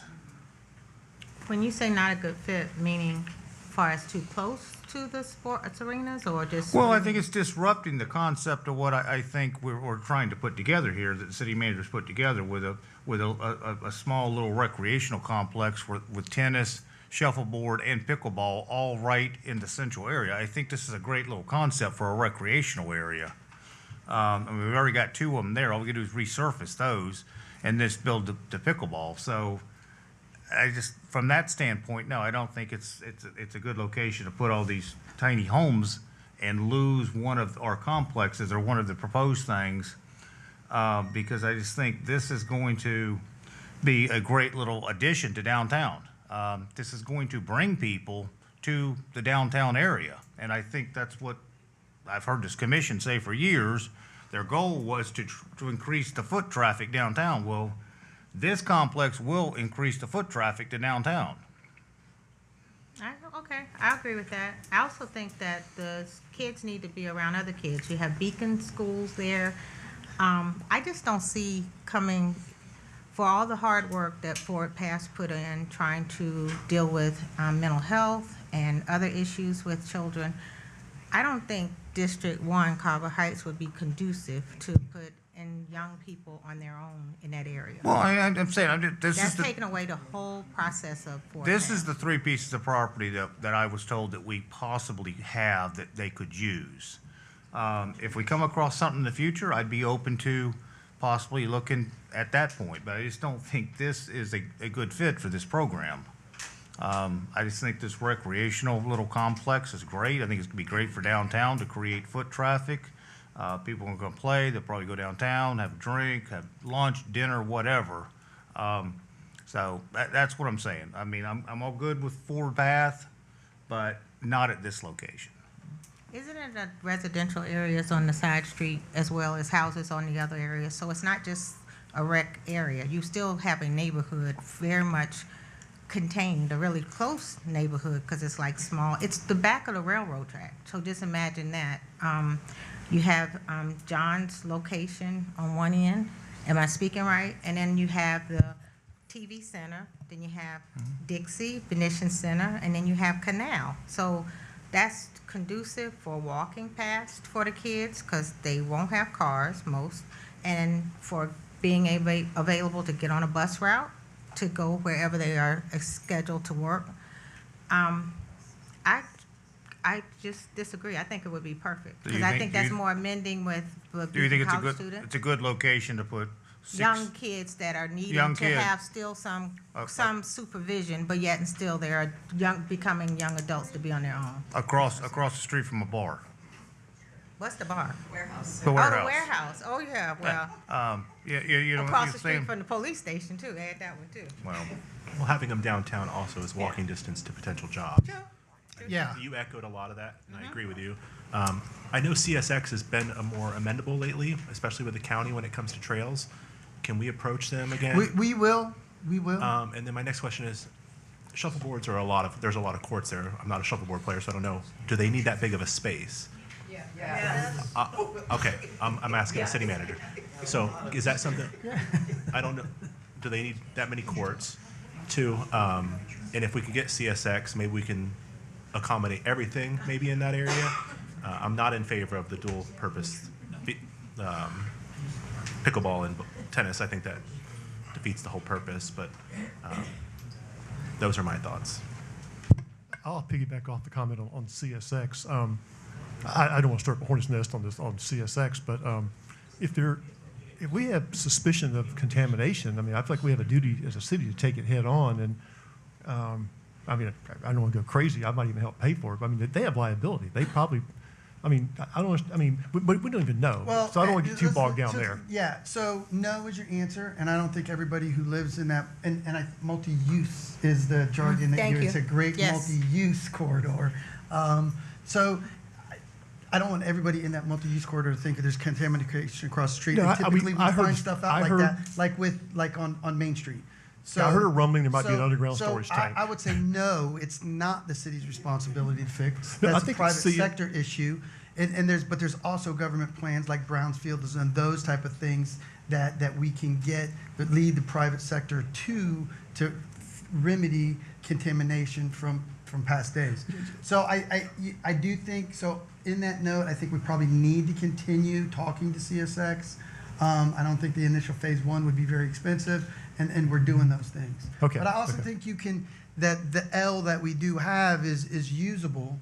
But I think what we need to do for this fiscal year is set some priorities, even if they're unpopular, and start moving forward with a plan that uses this prime property that really accomplishes many of the goals we've talked about for really relatively not a lot of money. Yeah. Mike, for the CSX property, Forward Paths did try to talk to CSX about Okay. I did purchasing not know that. Okay. that property. CSX will not let you test the property for contaminants before you purchase, number one.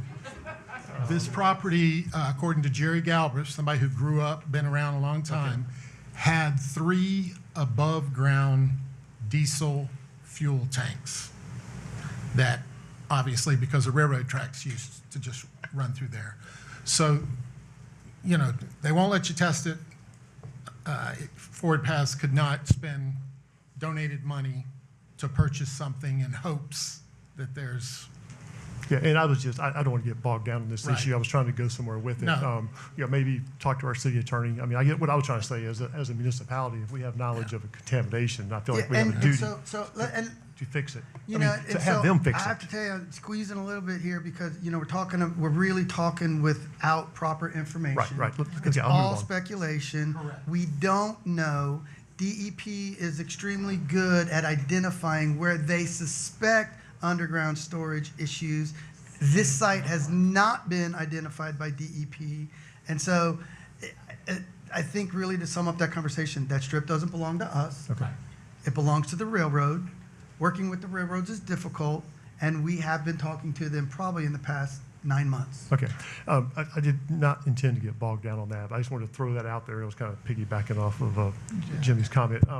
Go ahead. Yeah, just to clear up also, for the audience, for everybody, we throw Forward Paths out because I know you guys are aware of what it is. But for the public, Forward Paths is an organization that primarily deals with kids that are aging out of foster care. They're turning 18 and they're being told, you got to go because you're currently in a home where there's some 16-year-old foster kids and we can't have both of you in the same home. So these kids come to this program primarily with a backpack. There's no cars, there's no luxuries or anything. They also deal with homeless, unaccompanied youth. Primarily, I shouldn't say primarily, but many of these youths come to them through the guidance counselors at the local high schools. They figure out who's out on their own, and they end up with forward paths. Just this last year, they were working with kids from 6 different high schools in the county, okay? There were 8 seniors in their program that they turn 18, you're thrown out, okay? They housed those kids, they worked with them. 6 of them graduated from high school. 1 of them got their GED, and 1 of them decided he wanted to go it alone. So it's not a 100% success rate, but it's an opportunity. To participate in the program, you have to get a job and you have to go to school. Now, school can be Lake Sumter or school can be Lake Tech. They have a facility in Eustis, and I would urge all of you to drive up Highway 19 to the Methodist Church where the road splits in Eustis. Just behind the church is their community of 10 tiny homes, and it's called Cottages on Grove Street's right there. So it'd give you an idea of what it looks like. But this is only providing opportunity for our youth that otherwise the statistics say 50% of them or more will end up in jail in 2 years if we do nothing. So I am a big advocate. Obviously, you heard Mrs. Burry. Well, I'm Mr. Burry. It's my wife is the executive president of Forward Paths, and you know, we don't receive any funding, no money from the public. We get nothing as far as money, so there's no conflict of interest. That's the words I'm looking for. So that's what the program is. That's what it does. And Commissioner Connell, let me just make a comment, clarify my comment. What I want to make sure that I was clear in saying that District 1, the areas where you named Tuskegee, Beecher, that's in District 1, in which I'm the commissioner, that area is a somewhat trouble, but we are doing great strides with working with the police, and there are improvements.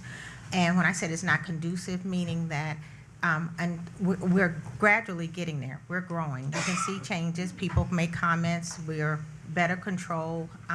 We don't have the policing that I've been requesting, and we know that story. But until we're able, I just don't think that would be conducive for what this program offers. So that's the reason why I was saying not in the area. So you're saying these areas are unsafe to live in? I didn't say they were unsafe. I said they were unsafe for students fostering out of foster care. 18, 20-year-old kids? 18-year-olds They're unsafe? into an area where there's higher crime than it is on the other side of town. Now, if you're not sure what I'm talking about, you're welcome to ride through at any point, and I will take you with me. So, I'm not saying anything. I mean, I'm proud of my area, but we have a lot to grow, and we are in strides. We are doing much better, and with the help. But I know that if we would make that move, I think it would be taking back from what has already been let me put in ask you a place. question. That's just my opinion. Well, let me ask you a question, though. And like I said, I've said before, so I don't want to keep repeating myself. I don't have any issue or concerns on Forward Pass. It sounds like a very good program. But why should we give the property away to Forward Path and take these people's amenities away? I mean, I'm not saying to take amenities away. I'm trying to include it all. That's where they want to put it. That's why I'm trying to include it all. That was the third recommendation to combine the two. And I'm not trying to take amenities away for anything. But why can't we just put Forward Path somewhere else? I'm trying to offer the students those same amenities to be a part of it. Well, why can't Forward Path just go somewhere else? Why do we infringe on their amenities they've been using for years and make them readjust and possibly can't expand for the pickleball for Forward Path? Why don't we just wait and something comes up down the road? I'd be more than glad to look at that site to give to Forward Path, or maybe Forward Path just buy a piece of property. But I don't know why we would disrupt everybody who uses that facility now to put Forward Path there. I'm not asking to disrupt. Well, how would it not? How would it not disrupt them? Hey, we're going to be respectful in the audience. The commissioners are discussing. What I'm saying is to include and give them an environment So in you which think they we can will get grow. Forward Path there, shuffleball courts, tennis courts, and pickleball courts? That was an option. I just don't think that's a good viable, Okay, well, that was one of the realistic option options, so- there. I started with the CSX property only because Commissioner Burry was talking about it. But, yeah, I support Forward Pass. I want to support them with this venture. I know they've been looking for a site for a long time. I picked on Denise when she built the first one in Eustis and said, how come it's not in Leesburg? She said, well, I don't have a site. If we can find another site, that's great. But right now, I understand this is her best and only option right now. I'm not closing the door on any other ideas. I'm not closing the door. Well, let me keep going. Tennis, pickleball. I personally, I could change my mind. I could live with leaving 2 tennis courts, tearing out 2, making 4 pickleball courts. And that, and if we need more down the road, we can add them to, down the road. That's just one idea. Forward pass.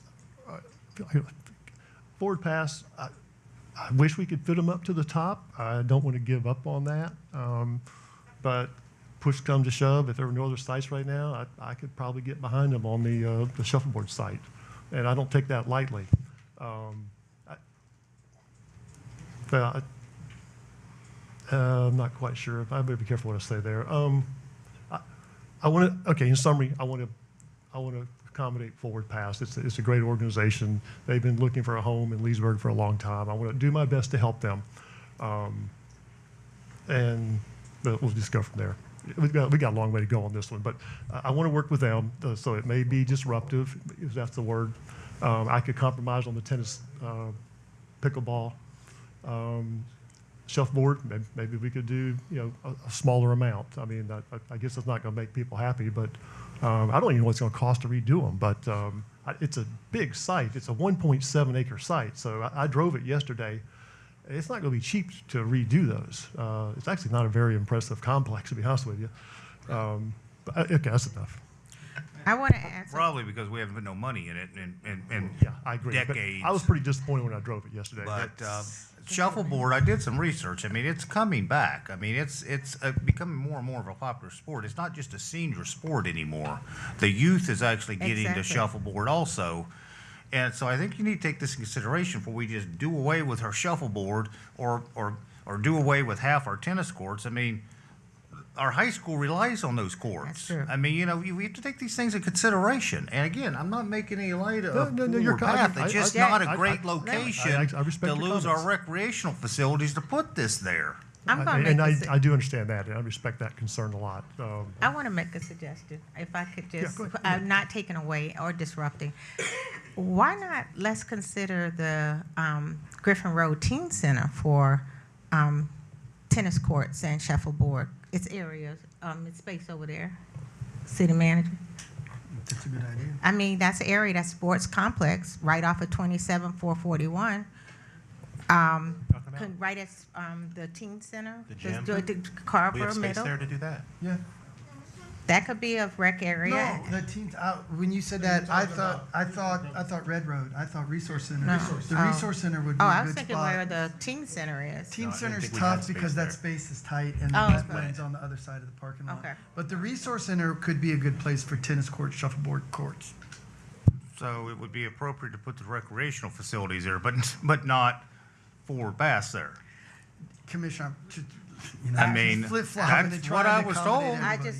I suggested it because that's a sports arena already. That's the basketball. Well, no, and but then the we're Susan not Street is talking right about that. behind it. He's talking about the resource centers where you get the room for. Not at the gym, no. I'd like to know how much the Al, tennis can you courts. clarify that to her? No, yeah, when my thought, look, and I'm not, I mean, if you specifically want me to advocate for you, I'll tell you what I think you should do, but I don't think that's my place. So when she said, when the commissioner said that area, when she said teen center, I went to Resource Center. So, so my suggestion was tennis and shuffleboard at the Resource Center off the Red Road, which would open up the Palmetto area for Forward Paths and pickleball. That's a concept. Well, that's why I made the point. It's not the resource center is not safe to put forward past that, but it's safe enough to put our recreational centers at. I mean, it makes no sense. I'm talking about 18-year-olds, and we're talking adults, but that's Well, just a safe area. 18 actually are adults, but anyway, well, why don't we just give half a ski beach? We don't have any facilities down there. It's not interrupting any recreational facilities. Give them the back half of ski beach. Do we know how much, I've asked a few people, I don't know how much the tennis courts are used. I am aware the high school said they needed 4. First Academy and high school use. They do use them? Okay, well, And we had, People still play tennis. I think we need to consider. okay. I want to be able to accommodate everyone, if possible. so we'll open it for public comments. If you state your name and address and be very mindful and respectful of the time, you have 3 minutes, and I will shut you off after 3 minutes. Thank you. My name is Rick Tallman. My address is 655 Abdallah Way. I'm in the Villages. I'm here on behalf of the Leesburg Shuffleboard Club. I had a little bit here to talk about, but after hearing everything that you were saying, you were asking how much are the tennis courts used? The shuffleboard courts it was mentioned that they're not used very much. I'm sorry, but they're played on twice a week, every week, all year long. In addition to that, there's many tournaments, state tournaments that come here and play. We draw people from around the state. I don't know if you're aware of the Florida Shuffleboard Association. It was started in Florida, and Florida is, the origination of shuffleboard as a competitive sport. And we have, here, let me get to this. The Florida Shuffleboard Association consists of 7 districts. We are in the Northern District. There's currently on our schedule 3 state pro tournaments held right here at the Leesburg facility, along with 3 regular Northern District tournaments. There's a total of 34 FSA tournaments held in the Northern District, and 22 of those are played in Leesburg. Not all at the Leesburg Club. There's there's the Hawthorne site, the Mid-Florida, and the Holiday RV. So some of those are played there. We're talking, when you're looking at all these recreational activities for all the different youths and everything, in looking on your website, you have some incredible facilities that you've put in. I applaud you for that. They're excellent. And as I would agree with you, when you drive past the shuffleboard courts, it's a little bit disappointing, and it hasn't been kept up. But the members, we do everything we can to beautify, and we cleaned up after the hurricane, and that was all on our own. We didn't ask the city for much to do anything there. But I would encourage you to not forget the seniors when you're having recreational facilities. How many things are out there? Seniors aren't playing very much pickleball. There's a lot of them playing in the Villages, but you know what? Most of those, you go and ask the orthopedic surgeons and doctors and hospitals, they get more patients and more business from shuffleboard and softball. Pickleball, I'm sorry. Pickleball and softball, but not from shuffleboard. May I ask you one question? Yes. How many members do you have, roughly, using the courts? We have 61. about 70. Okay, thank you. And we have a number of them that are state pro and Hall of Fame players, and all the way down to amateur and district amateur players. Yep, go ahead. I have a question. Just a question. You said you're from the Villages? Yes. So you're in one of the community development districts? Yeah. So do they have shuffleboard courts there? They have shuffleboard courts all over, but the problem with the Villages is they won't build any more than 4 in one location. So they can't have state tournaments in that. You need to have enough courts to play state tournaments. Do they build more than 4 pickleballs, or how does that work? Do they have? No. They have So like it's the 4. same- Yep. Same guidelines? 4 pickleball and then a couple of tennis courts, and yeah, they just don't build a big complex. It's been talked about a number of times. I haven't done it. I've only been here 2 years, but a number of villagers have approached them to put in more courts so they could actually hold state tournaments there, but they didn't show any interest in that. So you have a lot of members from the villages that come down to Leesburg? There's quite a few. There's a number of Leesburg residents. Some are seasonal residents that are, they live in the area and then they're seasonal, which I'm sure you have a lot of. Do you have a member directory? Pardon? Do you have a member directory? Yes. Can you provide that to the city manager? Sure. So he can disseminate to us? Okay. And hopefully it has your addresses and things like that. Okay. Thank you. Thank you.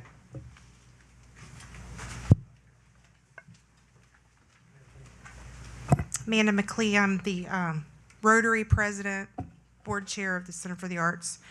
I think you have a task on your hand for both people. I see the residents of Leesburg need to be their lifestyle, and fortunately, we have a lot of older folks that are retired here, and they need places to do things as well. Forward Paths is an organization that the city of Leesburg definitely needs to support. We already have pickleboard courts at Pear Park. The high school was, why can we not put the tennis court at Susan Street or one of the other complexes? And if we have all of these tournaments coming through town, that should be revenue to the city of Leesburg, because I'm pretty sure that the tournaments that come to Sleepy Hollow have to pay for those facilities as well. So I see both sides of the coin. I don't envy your position, but as a person who works with youth and our elderly, you have a responsibility to both. So Forward Paths, they're doing great things. We sort of support them in our Rotary Club, and whether he's married to the president or not, she's doing great things and producing productive citizens for this community. So downtown is good because they're able to get to places to get transportation. These kids have no cars. And firsthand knowledge at Leesburg High School, we have more homeless children in that high school than you realize. So it is a responsibility to this commission to help with that organization. Thank you. Are there any other public comments on this item? Yes. If you have public comments, just form a line up here so we can keep it moving. Hi there, I'm Bethany Burge-Vasquez, and 1510 Park Drive, live here in Leesburg. I'm also on the Electric Commission, but can I approach the map for just 2 seconds? They like you to stay behind the light. There's a, Okay. I own a business. Ooh. Okay. Okay, right here. Yeah, I do, on Dixie. Right here is my building. And when I come to work every day, I come down Second, and I come right by these pickleball courts, and I come right up to tennis courts, and I pull in my parking lot, and I park right here. And I had no intention of speaking today, but I do see several people there twice a week. I have for over 4 years, and they're right, they do maintain those courts all by themselves. They're out there cleaning things up so they can get ready for their stuff. And I also see the tennis courts. I'm at my office sometimes till 10 and 11 o'clock at night. My husband will call and say, "Are you coming home?" And I'm like, thinking it's 9 o'clock at night, and it's 10, 11 o'clock at night, and they're still playing tennis. So they are using those. They do need to be fixed. I couldn't agree with you more. I think Forward Paths is great. I just don't think that's the right location for them. I mean, they're right next to Beacon, and those kids don't need any drama. And they're right by a bar. I mean, the warehouse is right there, and I drive a Harley. I just paid my Harley off 6 months early yesterday.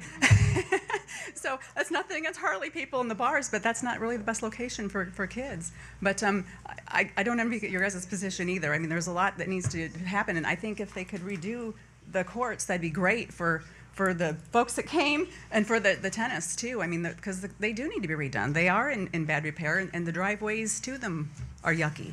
But I just don't think that this is the right spot for Forward Paths. So that's all.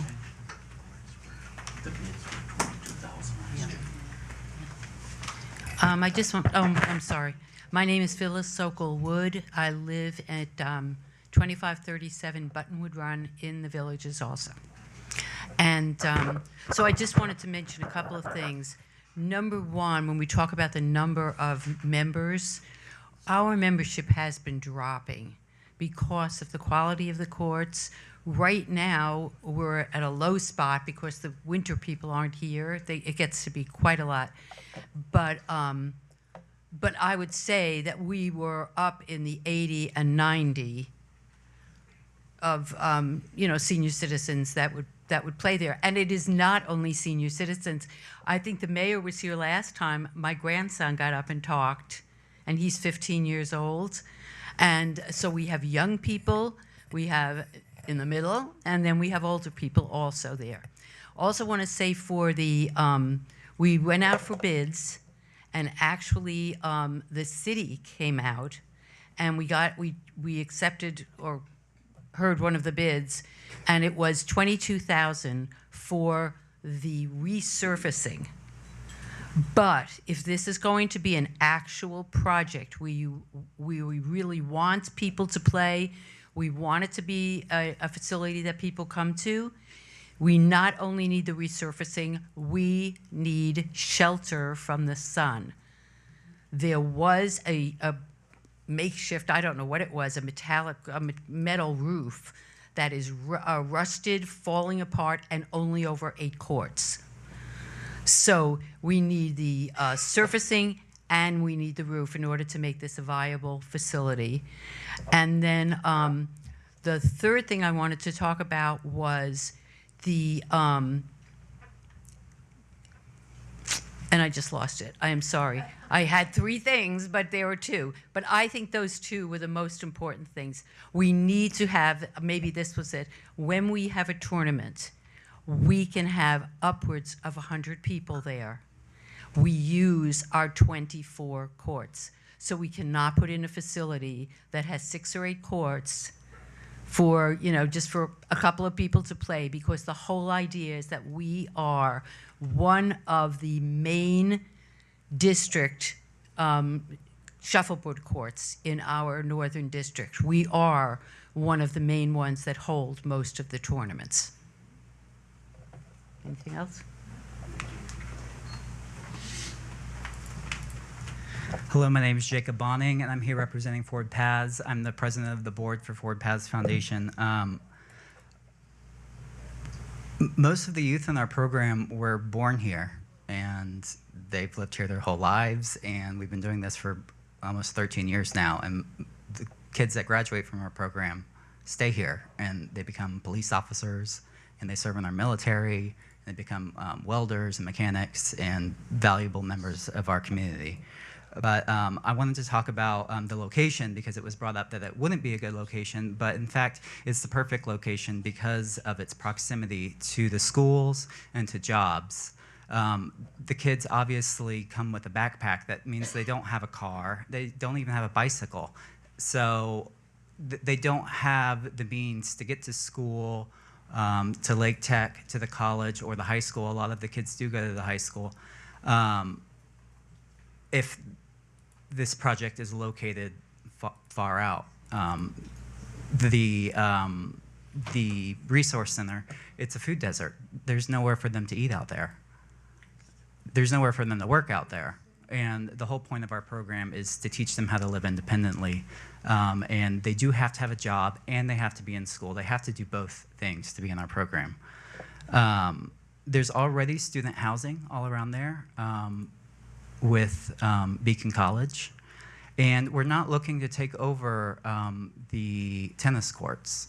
The site that we're hoping to get, well, originally we were hoping to get was the top circle there with the railroad, but because of the restrictions with the railroad, it's not working out. We worked for over a year to hopefully use that. But the shuffleboard would be, I think you should have a printout there. It would be the perfect size to fit this community. So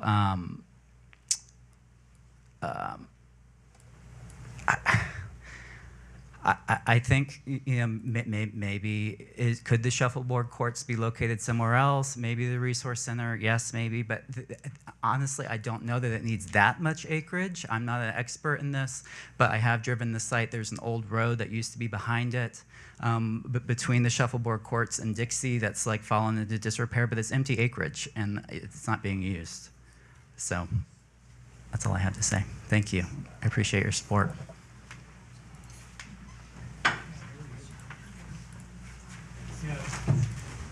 Robert Alderman, 1113 Beecher Street, Leesburg, Florida. As a citizen of Leesburg all my life, I have played over there tennis court before, and I think that would probably be a bad location for the youth.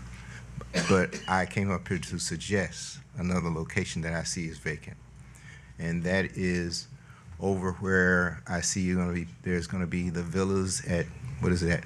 Where Lee School used to be. I mean, I don't know. I'm just making a suggestion. But on the other side of that, It's privately owned and it okay. traded hands for over $1 million last is time. this something that Leesburg could talk to the owners and maybe be considered? There's an approved apartment complex that we're just waiting for them to start digging. Break ground. Yeah, but I'm saying I see that, but on the backside there's an empty It's, space. it's taking the whole property. the whole square. Yeah. Anyway, I just want to make a suggestion because I saw that and just, you know, I think that's close enough to accommodate what you're trying to do. Thank All you. right. Thank you. Nope.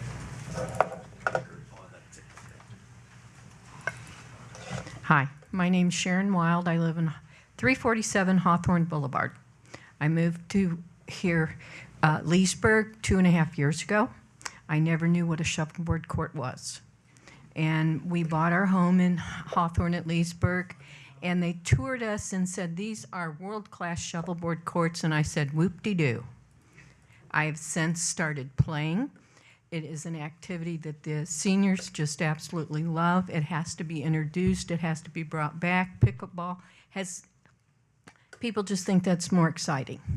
But as you get older, these people who are playing pickleball are not going to be able to play it anymore, and you're taking away the courts that they're going to be able to move to because they're active people. They want to stay active. So I think that's a good point to think about is down the road, don't take the courts away. Now, you were talking about moving the courts.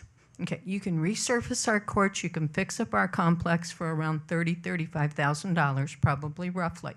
You move us and put in new courts, it's going to be over $100,000 or more. That makes no sense. Okay, I love the idea of having a big, nice complex. I think it's going to look great. I think it's an added feature for people coming into the city of Leesburg to see Venetian Gardens and then drive across the street and see this beautiful complex that you guys are thinking about adding to the city. I think that's a valued added thing. Another thing I want to mention is the fact that between Mid-Florida, Hawthorne, and the Leesburg, we bring in 1,500 people a season. That is from October until March. They come and play tournaments. Those people buy food, they buy gas, they visit the downtown area, they buy homes in the community. So I think that just because you drive by there and only see 30 or 40 of us playing, you don't take the big picture in there and how much money shuffleboard brings into the area. So that's all I wanted to say.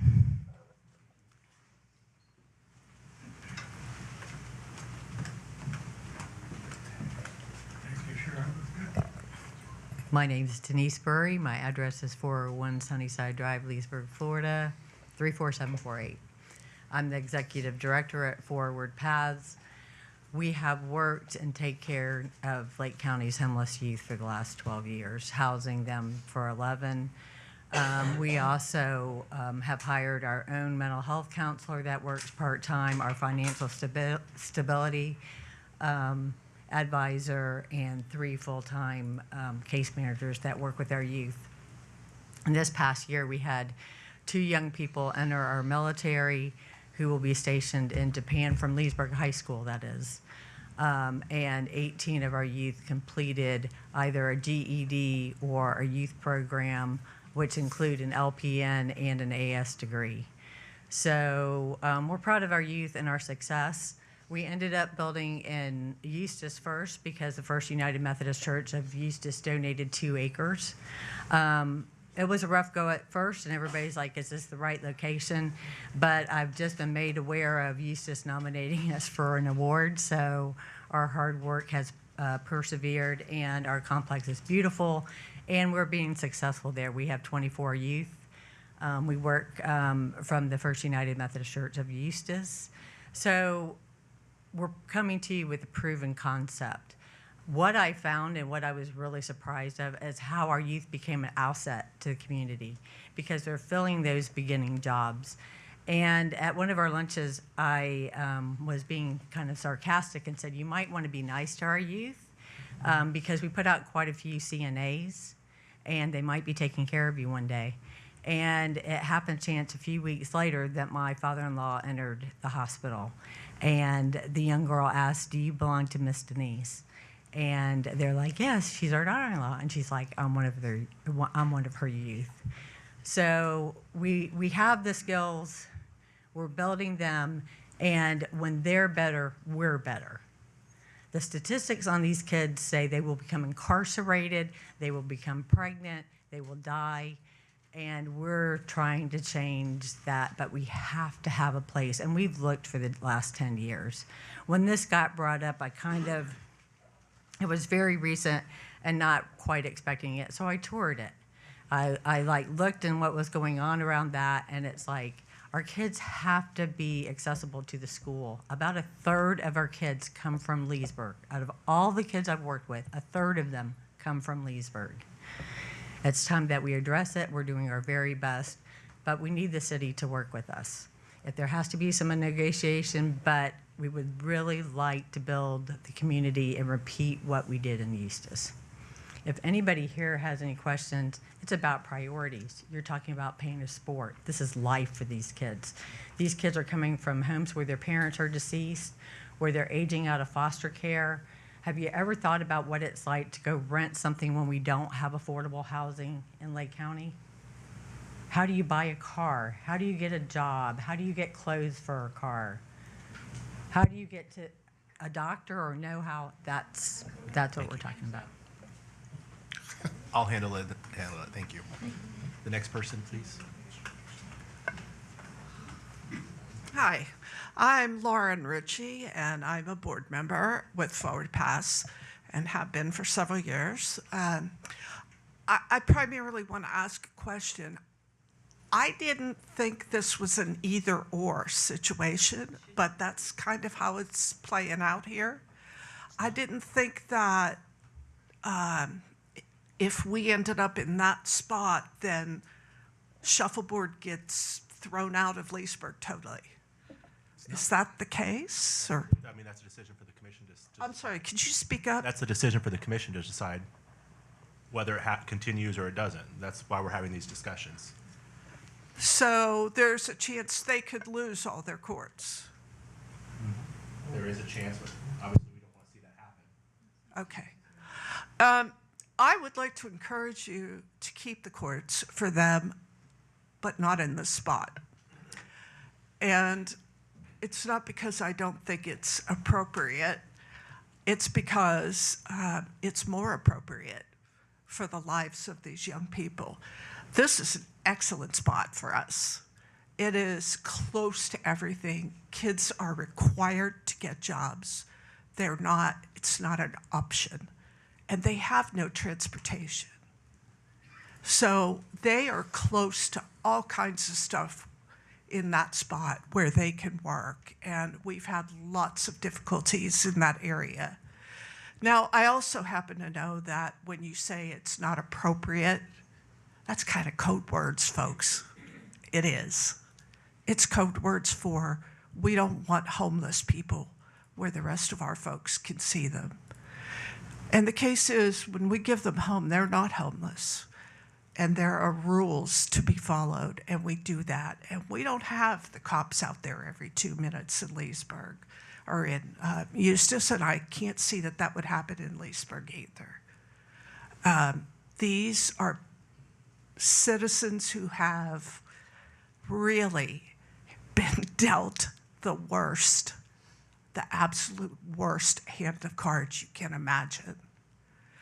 And I think when it comes to deciding who gets to use a piece of property, respectfully, I do think that it's important for seniors to have a place. But when I compare a game to kids who are sleeping in the back of their car, I mean, you know, we have pregnant girls who come to us who are sleeping in the back seat of their car. If I've got to make a choice, I can tell you where my choice is going to land. And also, I'd just like to add that if anybody would like to come see what we do in Eustis, I would personally take you through and be happy to show you around. Commissioner Burry, I think, has offered that as well. Anybody in the shuffle Thank you. system too. Thank you. Thank you.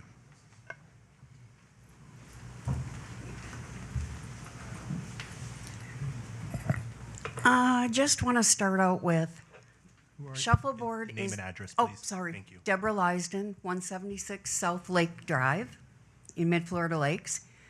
Want to start out by saying this is more than a game. There are people that have lost their husbands and wives. This is where they go for a community. We all take care of each other. It's way more than just a game. That kind of offends me. None of us want these kids on the streets. All of us want them helped. We just don't want to be the disposable community to have that happen. We've lived our lives, we've paid our taxes, we've been in the service, we've been policemen, we've done it all. This is where we want to go to for the final part of our life. We feel for these kids. We just are getting really tired of being the disposable people. And we hope that you look for another place for these kids. We do care about them.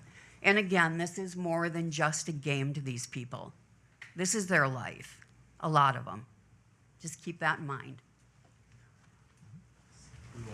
No one's implying that you're the disposable people, so I just want to put that on the record.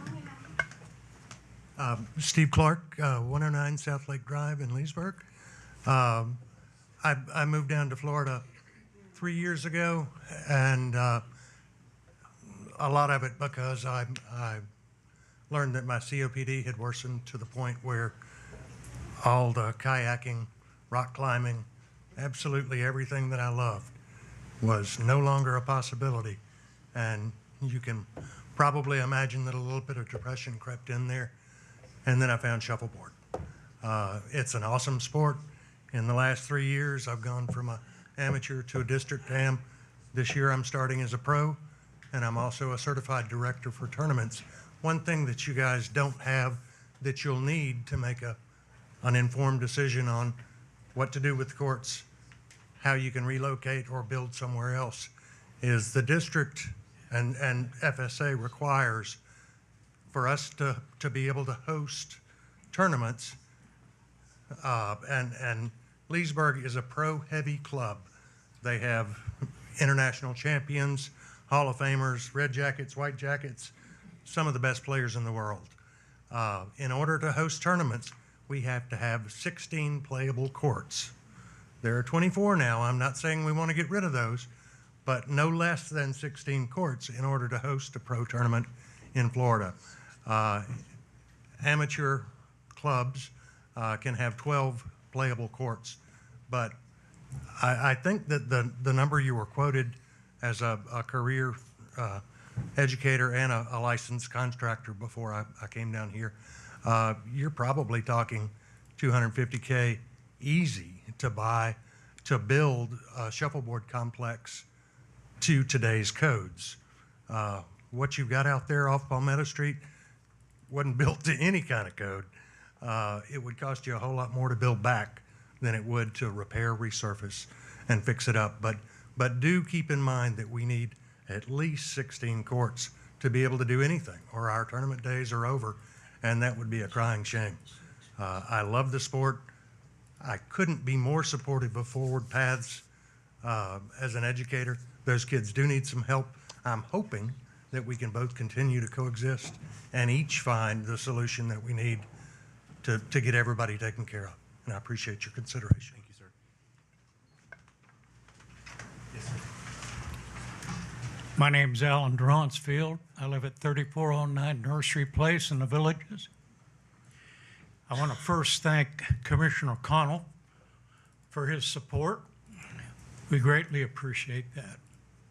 But I am the Hall of Famer that they've been talking about. And sitting in the crowd here, I notice there's some chuckling and all going on because people don't understand what this game's all about. I spent 5 to 6 days a week for 10 to 12 years to become the #1 player in the world. I've played all over this state of Florida, North Carolina, and so on. It's not a joke. This is a very serious game. We take it very seriously. One day, the younger generation's going to grow older too, and they may be looking for some to get into. Shuffleboard's it. You're not going to play softball anymore, football, pickleball. You're all going to be wearing knee braces, and the therapists love you, your return customers. We have players coming down from Canada. These people are all Hall of Famers. They take the game very seriously as well. Betmar and Zephyr Hills, fully enclosed. I call it the Taj Mahal of the game. Fully enclosed 24 courts. They're taking care of their people. Zephyr Hills itself is owned by the membership itself. The members own all the property. They take care of the facility themselves. The Hall of Fame is in Sebring for the FSA Hall of Fame.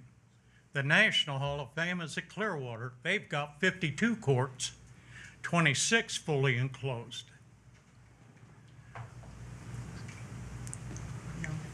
We can go on and carry on about talking about the same things over and over again.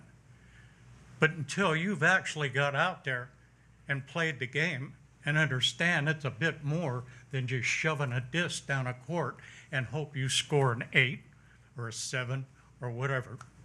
That's not the game. There's more strategy in this game than anything I've ever been involved in before. I've been in competitive shooting. I've got invitations to try out for the United States shooting team, shooting international skeet. I've played a lot of ball. I golf regularly, and I play at a very, very high level.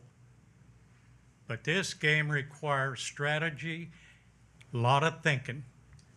You got to use your head. It's a thinking game first. Thank you for your time.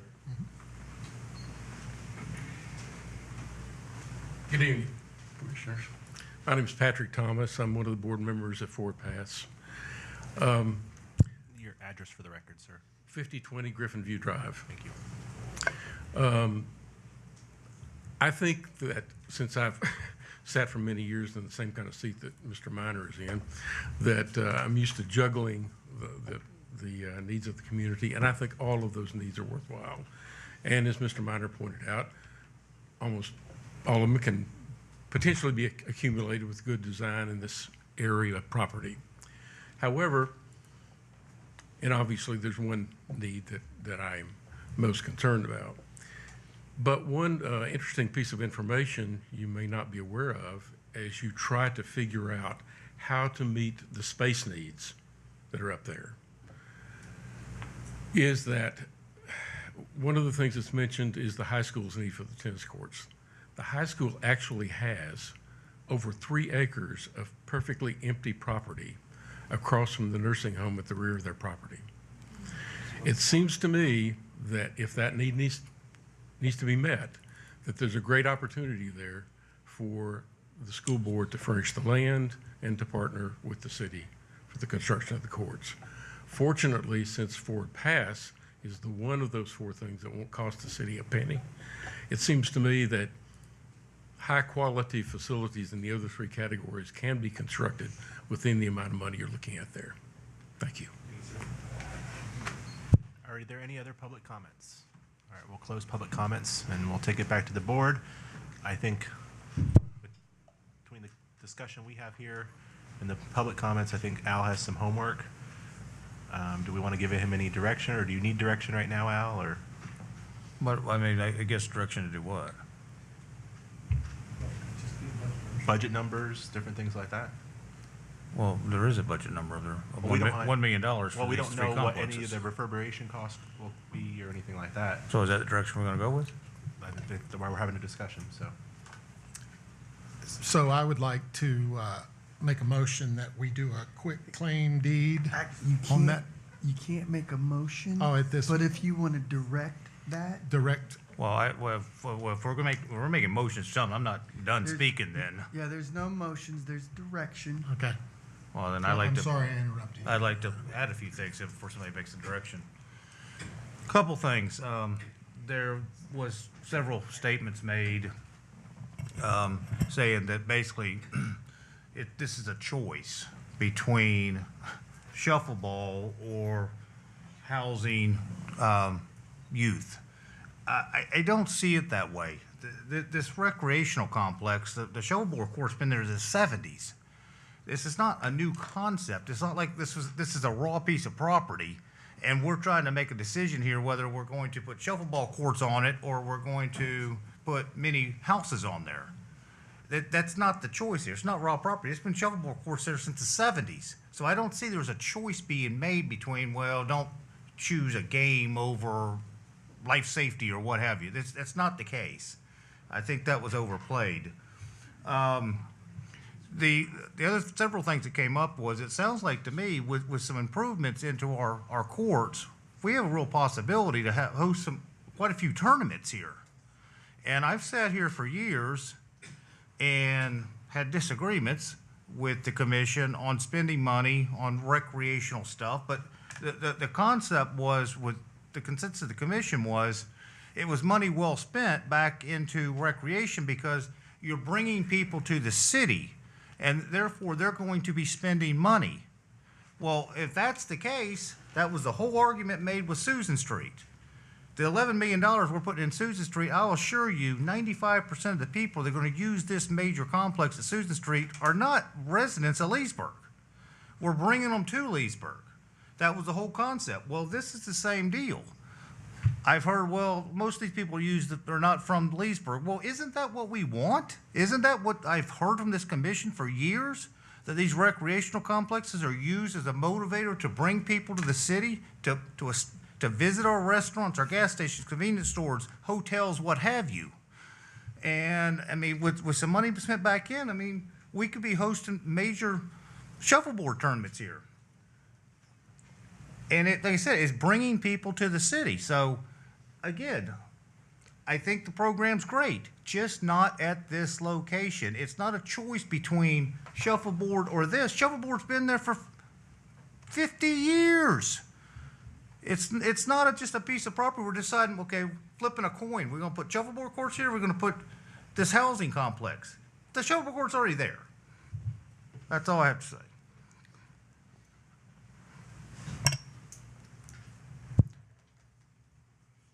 I hear Forward Pass that they've been looking for a home for 10 years, and if this is their site, I mean, I'm going to give it serious consideration. As far as shuffleboard, the compromise may be, no one's not like this in the room, but maybe we build a smaller amount somewhere. Maybe we don't have enough for tournaments, but we have enough for people to enjoy the sport. I heard about some of these other facilities. I'm not even sure we can compete with some of those.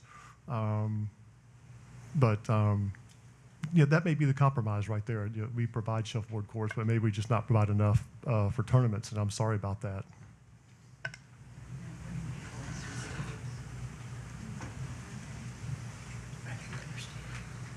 Any other comments? No, as I said before, I would like to see us deed the property over to Forward Paths. I'd like to see that facility built there.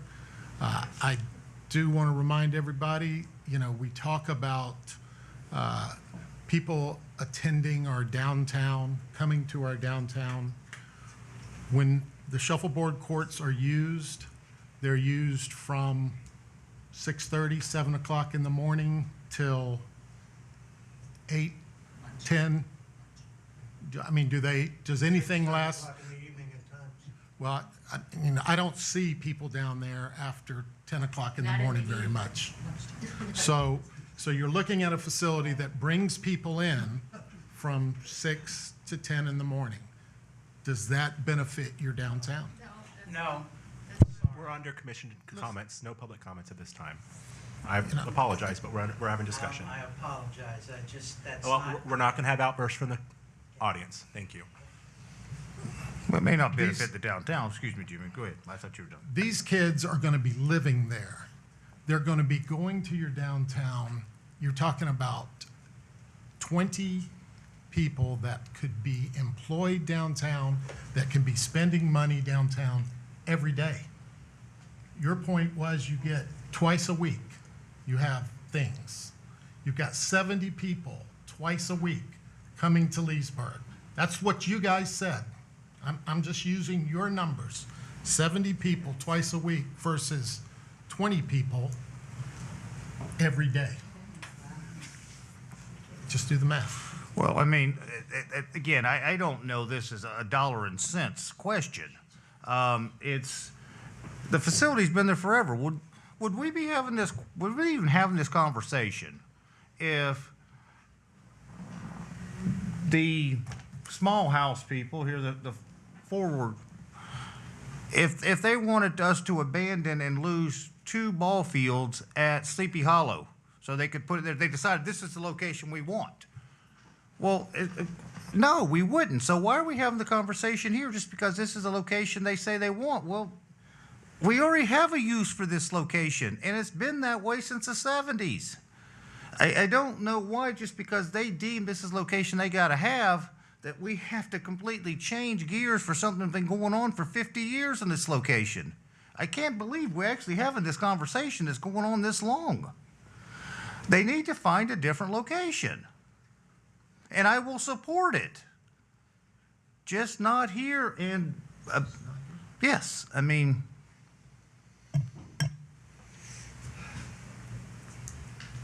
Well, Commissioner Burry cannot make a motion tonight, but he can on Monday if he chooses in a normal, city commission meeting. What are the time constraints that we're talking now, as far as for past having a location and thing, so? I don't know. This is just, there is no For budget, time yes, I understand. constraint. Currently, Forward Paths has about 40 kids in housing, okay? That's in Eustis, they've got 20 at properties they own. So they've got 20 some odd kids in rental properties in the Leesburg area. So, the quicker that they find a home, The faster they can move. the faster that they can begin spending, realizing equity instead of paying rent.